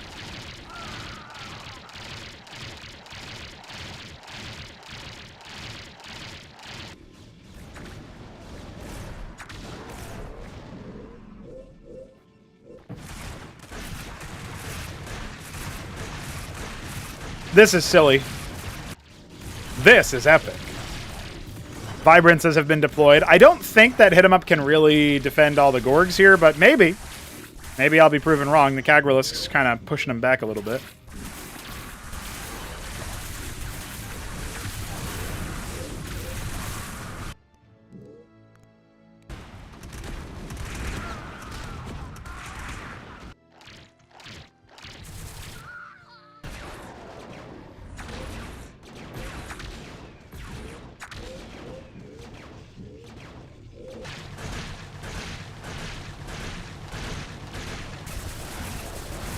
It's a lot of chaos all over the place, but it's mostly just putting out small fires. This is not LA fire-sized, right? This is pretty small by comparison. So, looks like maybe Shambler will bide his time for a moment. I think he might be going for the Zarkavra core spam. He wants to evolve his Gorgs into that. See if he can just walk over and smash what Hit 'em Up has. Hit 'em Up should now be aware of the general gist of the army. Oh, man. Sausage Lord actually hemorrhaged a lot of workers. Looks like maybe a Star Sovereign showed up and he had to deal with that. At the very least, the AI didn't glass him. They can do that. Shambler is hemorrhaging a lot of units on the extremities here. I don't know if it'll make a humongous difference. That base almost certainly not going to make too much happen. So that'll be destroyed.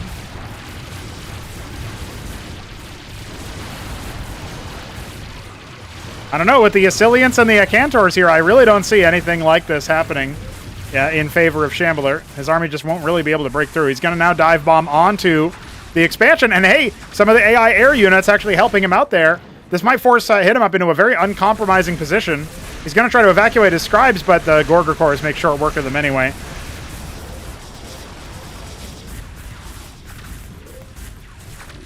Engram is going to absolutely eviscerate the Nathracores. The Gorgs, however, will be able to survive long enough to deal with that. AI units getting dealt with by Shambler across the entire map, of course, a classic moment. Okay, so his big army does end up getting traded down. And we have a lot of minerals, but not a lot of Vespene here. So even though he finished his tier 2 structures, he can't really leverage that tech too much. He's making a ton of Vorvicores. I think he wants to just see if he can overwhelm Hit 'em Up. With some faith that maybe Sausage Lord isn't playing as well as Hit 'em Up is, and so is not as much of a threat. That's my best guess right now. Another Star Sovereign shows up, but it will be dealt with. It gets a bunch of worker kills, so there is that, I suppose. Sausage barely holding on. His army is definitely going to be bopped here. Hit 'em Up now deciding to push forward. I don't know if it's going to be... He's going to be able to clear this. He has no detection. And the Lakias are definitely going to give him some pause. He has no front line either to just stand on top of them. An embassy has been put down now. Lanifex coming out. See if he can control the sky. 17 Gorga cores. They are dropping, but they're also killing a lot of workers. This is a problem for Hit 'em Up. He does not have the necessary air force to deal with this. Nor does he have any actual splash damage for them. Best he can do is Vibrances, which don't attack air anymore, and Asilians, as well as some Lanifex. You can see some big lag spike. We love that. I don't know what that is, actually. That might be a network condition. That's definitely network. Okay, I think maybe... No, never mind. Usually it stutters for a while, and then it's good again. So that's the way that network works. Hit 'em Up is struggling. Oh, okay. Okay. Well, he was dead anyway, by the looks of things. So, you know, Shambler just... I'll have to let the AI clean that one up. He's like, okay, I'm good. See ya. Shambler has a ton of army. I think he really just needs to A-move Sausage at this point, and we will have a victor for our final FFA of the day. Ladies and gentlemen, this has been Weekend War. I hope we get to see some glorious carnage at the very end.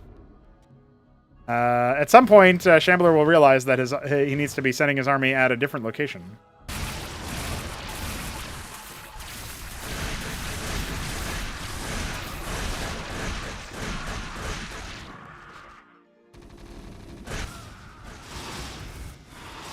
Here's a lot of military units, so...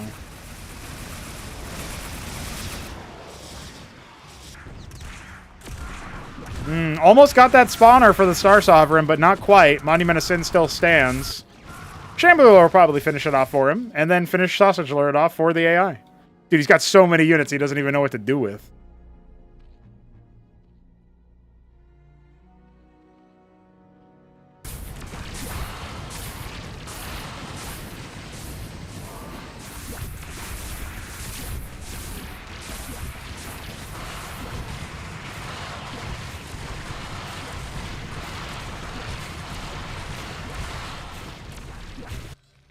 All right, Shambler just passed over the base. His camera is like Sauron's Eye of Doom. Whenever he passes over an enemy, you can assume that there's utter death happening.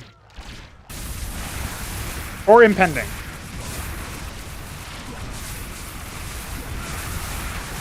If Sausage Lord thought it was hard to hold off versus the AI, Shambler will be a different beast entirely. The Gorgorcores will probably be routed here, but they're going to do a lot of damage to the Katas. Mutas are now being made, not really in mass, but in some number. AI Gorgs mixed in as well. And the Star Sovereign is lurking in the background here. The wave comes in from the top rope. The knockout punch. Sausage Lord can do nothing.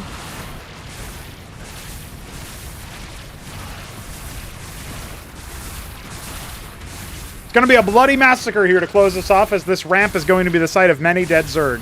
Reclaimers, eat your heart out. Shambler diving forward with everything he's got, thereabouts, just about. And of course the AI will pick up any stragglers he leaves behind. His inevitable victory lies in our sights. Sausage Lord spending down as much money as he can, but I don't think he's going to have enough. The Star Sovereign will clean up his Madrigal. The Mutaflock will finish the job. The Taluses deploy. Emergency repairs needed. All right, well, Shambler, I don't know. He's taking his time, that's for sure.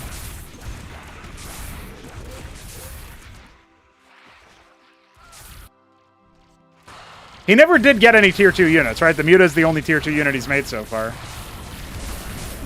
Oh no, the Star Sovereign.